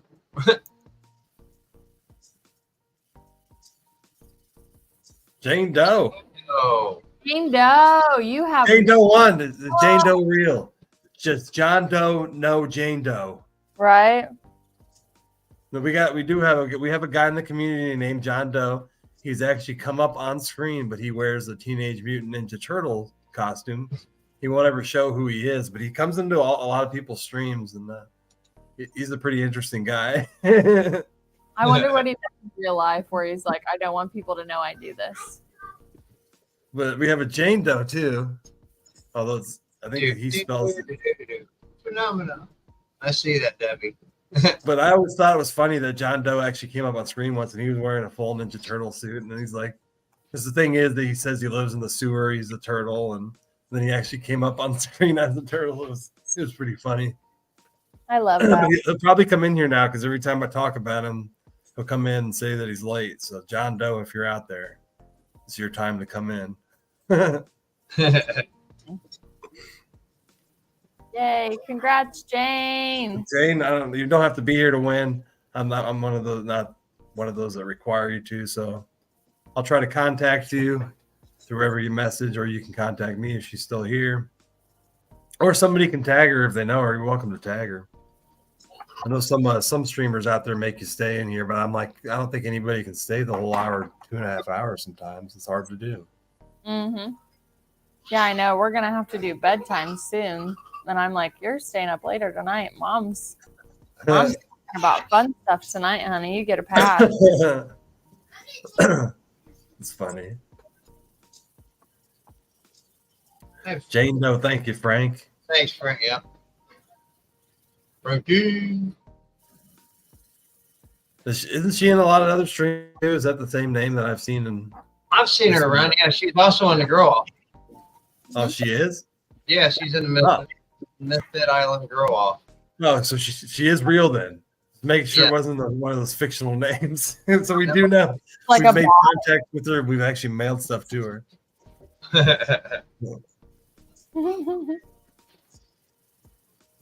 You never know. I wasn't sure about John Doe until he came up on screen. But Jane Doe, but it's funny. Facebook's funny. You meet a lot of new people over here, so that's why it's a whole different world to podcast on than probably Spotify. Am I right, Cheyenne? Is this more fun than Spotify? Is that I'm like, yeah, this in Spotify. You can't interact with your people who listen. Oh no, not at all. I was telling my husband today, I said, why didn't I format my podcast like this? And I mean, I know I did why I didn't, because I'm home with my daughter every night and I would fail miserably at doing lives every night. But this is being with you guys is my first interaction with, reading the comments, talking to people, keeping the conversation going. And I love this format. I absolutely love it. I love that you can come back and revisit later. And when I finally get some time this weekend, I'm even going to record the chakra one that we did on Monday and put that on my platform. But this and StreamYard, yeah, you guys have a really fun platform. And like I said, you're really great co-hosts together. And you know, you allow me to talk without cutting me off. Why would I want to go anywhere else? That, yeah, we've had Well, all we care about is getting to the information and educating people, and that means I sit here and just listen. That's fine with me. Yeah, I listen through fact and storytelling. So it's always good to have an example if you can, because maybe sometimes people can't really grasp the information until you put it in a metaphor or analogy or, oh shit, this happened to me. And they're like, ah, yes, now I get it. So however you learn is however you learn. But yeah, I love all the platforms that you guys have. I think it's great. I think you have a wonderful built-in community. I love getting all of these beautiful messages from all of these people. I think it's amazing. And is this Daniel Jackson somebody that you know? Yeah, Daniel Jackson Thanks, is a spirit. He's a spirit medium that I interviewed on my show, and yeah, he's powerful. That's awesome. He's got a great story. Yeah, it tells me that he's linked to your account too. So. What's that? Welcome, Daniel. Not you, I'm here. Daniel. I'm here too. Here. Although only my mother calls me Daniel, so everybody else calls me Dan. My mom still calls me that. But she probably will the rest of my life. So Yeah, it's just I've been called Rhino all my life. When people call me Bruce, I'm like, what'd I do? Well, now it's also Reno. If I randomly or Reno, yeah. I forgot about the Reno. now, so I made that one error. I'm stuck with that mark. yeah, sometimes mispronunciations stick. Like when we went to El Salvador, they like I went to El Salvador 10 years ago with Habitat for Humanity, and they tried to say the name goldfish, and they tried to name something else, and they said goldfish, and they completely butchered the name. So that name actually stuck with our group, and we actually made it a goldfish symbol that we left our mark on a lot of places. Oh, cool. So sometimes the mispronunciation can lead to a better nickname for the group. But that's what happens when you're in another country and they're trying to say American names and they don't understand and they just butcher your name, just like we butcher their names. I was gonna say it goes both ways so many times, and I mean, I don't ever want to say out loud like I don't know how to make my tongue twist the way that they do, but I'm pretty sure we're like the only country that they're like, yeah, you only have to learn one language. It's totally fine. You don't have to care about all the other ones. And then you go over to Europe and like 8-year-olds speak minimum of 3 languages. Right? Oh, my goodness. I feel like we missed out on that. Thank you, Daniel. Yeah, thank you for joining us tonight. Appreciate it. Yeah, that's awesome. For sure. Does anybody have any more questions? I know we're rounding at like 2.5 hours, which is awesome. I have my notebook in front of me and wrote down stuff. I was ready for it. I knew it was fun. I'm curious if anybody has any questions.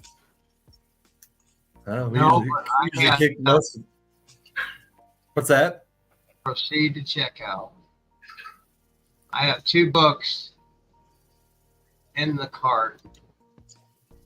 Getting ready to get shipped to my house probably tomorrow. The chakra one that she just showed me, and the shaman, the healing with the shamans. Oh, wonderful! There you go. You know how you like those?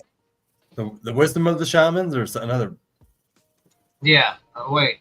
The wisdom of the shaman. Yeah, that book you just gave away. Okay. That's like, is there another book I don't know?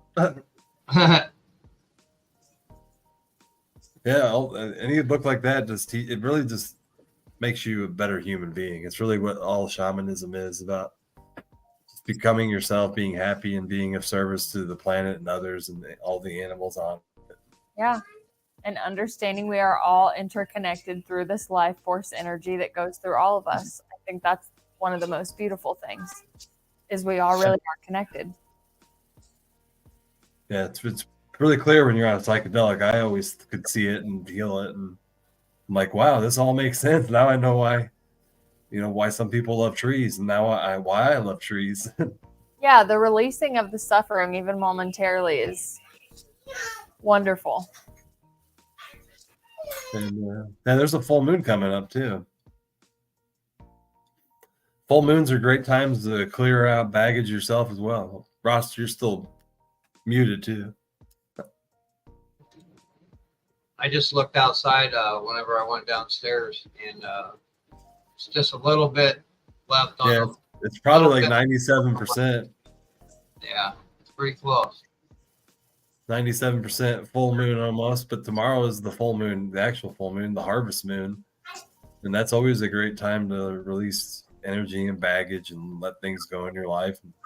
I was just gonna say, if my friend Tegan were here, she could give you the rundown. And then I look in the comments, and she's like, "Full moon in Aries." Tegan is like, She was already here. yeah, she's like here, but she will give you the best information on astrology possible. She knows the most knowledgeable astrologist I've ever met in my life, and I feel like it's like a crystal in my pocket. I'll reach out to her and I'm like, "What planet's pissing me off today? You know, what's going on?" And like I said, when I looked up at the sky the other night, I was like, "No, the full moon's coming," because I just go full on insomnia mode when the full moon's coming in. Peaks tomorrow morning around 5 a.m. Central Time. See, she's amazing. So it appears in the sky right now about 5 p.m. and then it goes over here on this side of my house. So actually, when I go to bed, it's like literally shining right in my window, the full moon about around now. So that's usually when I sleep with the curtain on, and I actually sleep with the moon light on me. I love sitting out in the moonlight, like when it's like aiming down on you, and just, I mean, you're just soaking up that feminine energy, in my opinion. So the moon represents feminine energy, huh? Uh-huh. That's always interesting because now everything Oh, makes. another moon, don't we, Tegan? Because I had those experiences on psychedelics with my feminine energy. And I wish I would have saved those videos, because when I first started tripping, I was literally making videos about feminine energy, and I didn't even know anything about it. It's like this knowledge came in my head, and I was like, I need to talk about this as a man, so people would understand that men also carry feminine energy, and we're actually going to do an episode about that at one point. Please let me know. I mean, anything with the masculine and feminine coming together. So yes, the sun and the moon, it's the cosmic love story of masculine and feminine. So the sun is the masculine, the moon is the feminine.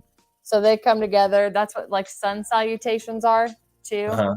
It's about connecting with that, but you can even do moon yoga, moon cycles or whatever. And yeah, it's also the best time to clear and charge your crystals is under a full moon.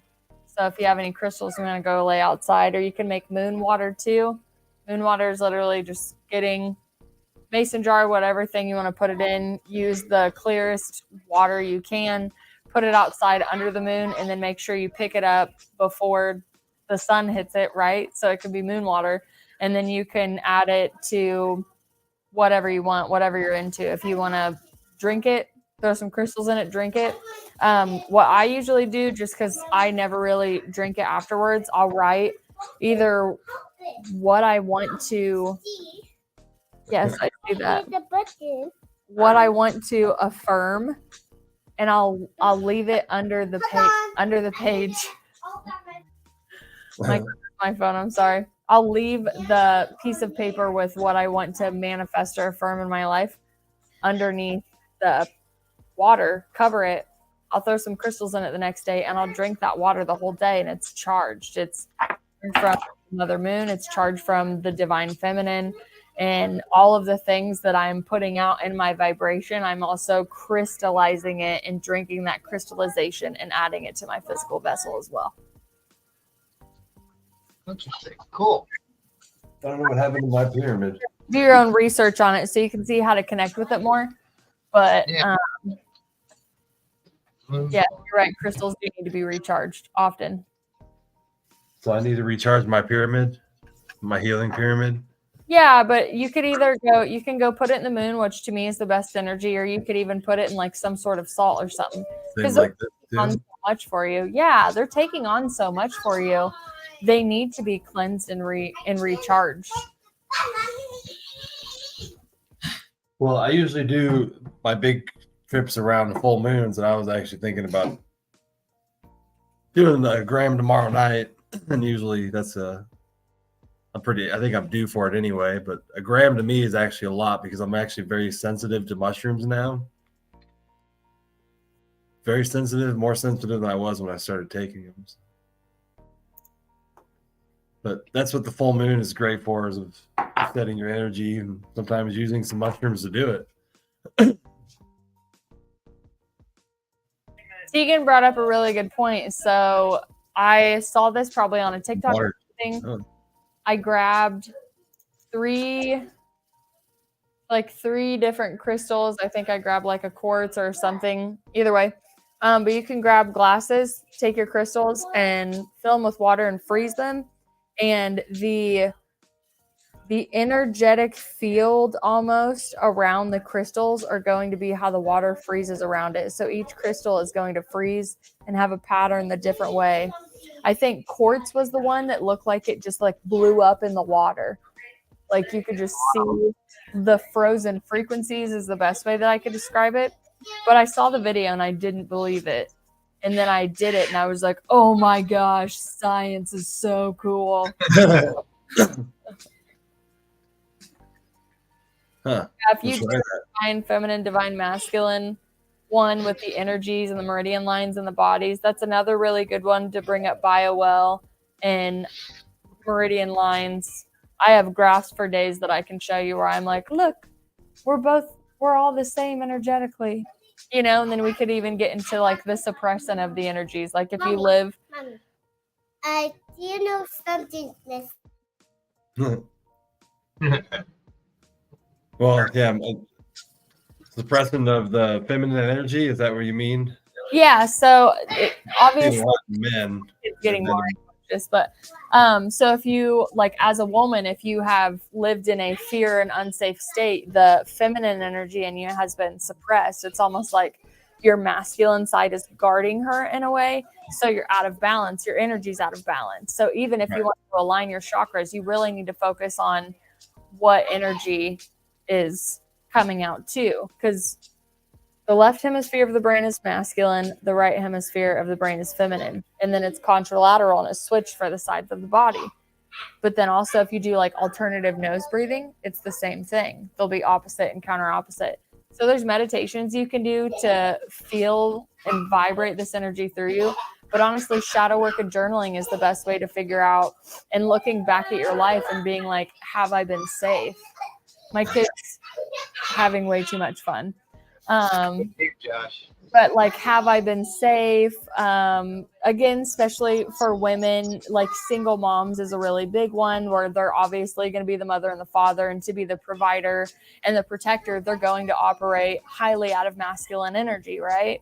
So then you have the rise of the divine feminine is what's going on right here. The reclamation of the true creator is coming in full force. And a lot of these villain era things that are coming up to play, it's the dark feminine coming to rise and clear the dark feminine energy, because not only has she been suppressed in our bodies, but she's been suppressed in the teachings and in the consciousness.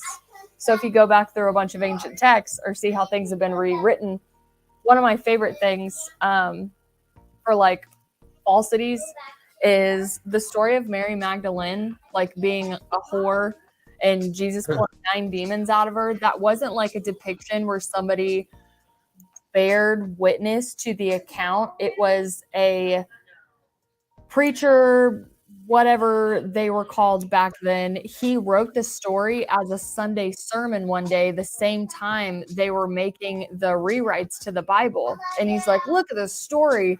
He's like, it's, you know, it's great. It shows Jesus taking demons out or whatever. But from a patriarchal standpoint, I think it's oppressive towards women, because if you look back at like the apostles and the maidens that sold the clothes for the apostles that were going to be burned on Pentecost, it was like they were all whores, just so you know.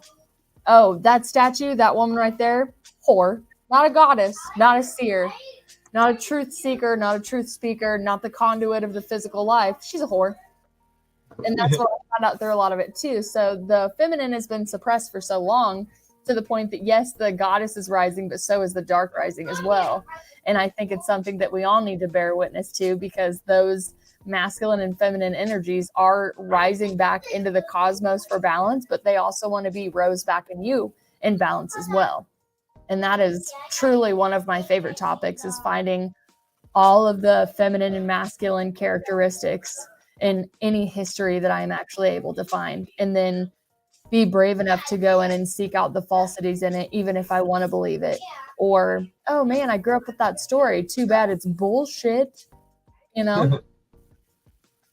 Right. He's too cool. He's so funny.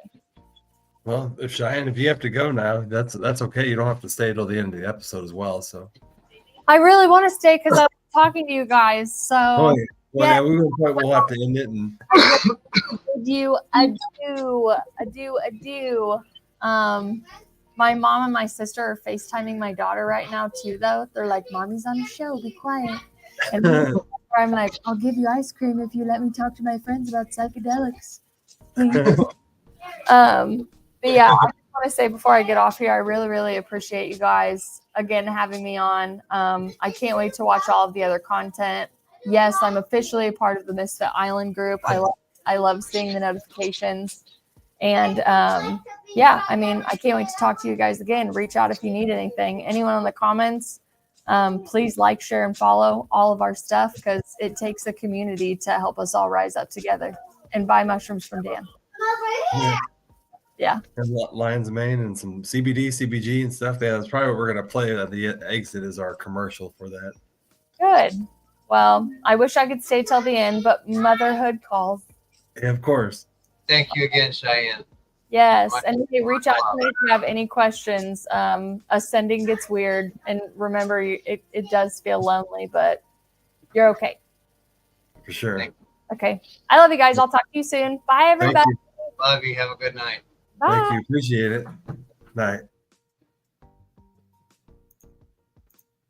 There we go. Right on. We still got 11 people here. Yeah, of course, like she said, don't forget to hit the reactions. We'll probably just smoke a little cannabis here and then call it a night. Cheers to you guys. Oh, you got that one piece with the storage on it. I always thought that was interesting. The what? You got the glass piece with the storage built in. Oh yeah, the walkabout. I keep forgetting the name of it. Yeah, you don't see those often. You're the only one I've ever seen that in, actually. Patty's got one that matches it, and that's a stash jar. I don't know if you guys ever seen these. Is there somebody in the community that you got that from? Yep, that's what I was getting ready to say. If you guys want one, Gemini Kyle is his name. Gemini, just like the sign, and Kyle, just Kyle. He's out of Oregon, but he makes these awesome bongs. Not this one, but it goes up, and then up here it's got chains that come down, and there's a basket around it, and it looks like a frisbee golf. It's a frisbee golf ball dab rig, and he makes those. And even at the top of it, top of the basket, there's like a little bitty tiny glass frisbee that looks like it's coming in for the score. Yeah, she is, Josh. She's badass. Glad we found her. We're definitely going to make a lot of great content in the future and episodes. And yeah, thanks for joining us, Daniel, as well. Appreciate it. Yeah, absolutely. What was I going to say as well? Don't remember. My brain's tired. Is tomorrow's Friday? Yep, tomorrow's Friday. Yeah, it looks like we're going to have it get back into warm again. We'll get back to the 90s over the weekend. Oh, I didn't even notice. I hadn't looked at the weather. Middle America is in a heat dome. The jet stream's way north. But that can change very quickly around the Midwest, and then your jet stream shoots south, and then all of a sudden it's cold. Yes. Appreciate everybody coming in and spending some time, showing support. You know, we like to like to spread our experience, strength, and hope, and hopefully you guys can get something out of it. You know, that's why we're having guests, to have some more people and more experience, more strength, and more hope. Yeah, you guys, Southern Arizona, it's been hot there all the last 4 months.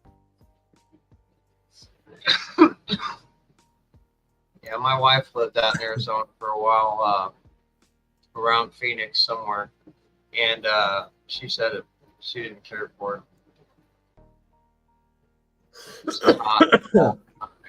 Also, if you didn't notice, we are live on the Misfit Island. If you're not a member of Misfit Island, go check them out. It's a group, and I had the SKU in here, but I don't think I have it anymore. But if you search Misfit Island, we're the group of, we got about 1,300 members, and we post a lot of different content. We're definitely a pro marijuana group. This is mostly what we are, but we talk about mental health. We have giveaways, and we have a lot of different podcasts, including a live puppet who talks about cannabis. Yeah. Named Hobbies, and he's pretty hilarious. So it's pretty interesting content. And I don't think you'll really see it anywhere else but Misfit Island. So go over there and give us a follow. And we also have a page as well that we live stream all of our shows to as well. So thanks for tagging that in, Josh. I appreciate it. Yeah, Hobbies Puppets too. Yeah. Okay, Daniel. Makes sense. Cool. Thank you. Heck yeah. Well, probably going to call it a night. We've gone through 2 hours and 45 minutes. And I need some sleep, and I need something to eat as well. So Yeah, I hear you. thank you guys for joining us again tonight. Don't forget to hit that like button on the way out. Helps move us out here because there are a lot of people who still watch it afterwards. So do you have anything that you wanted to say, Rasta? Just, remember we're responsible for our own recovery, guys, and be gentle with yourself along the way. Much For love. sure.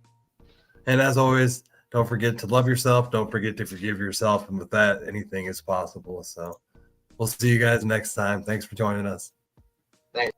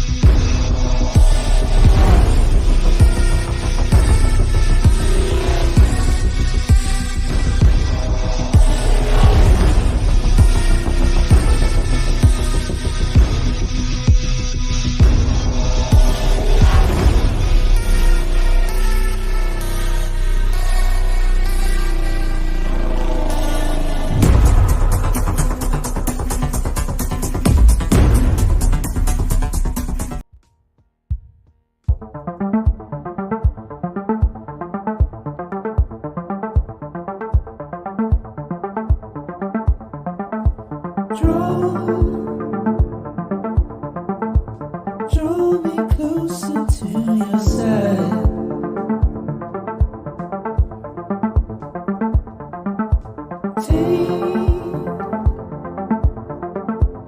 Take your pains out of my story.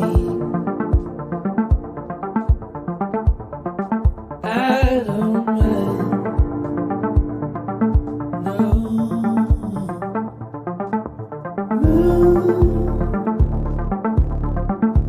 Keep it steady, never falter.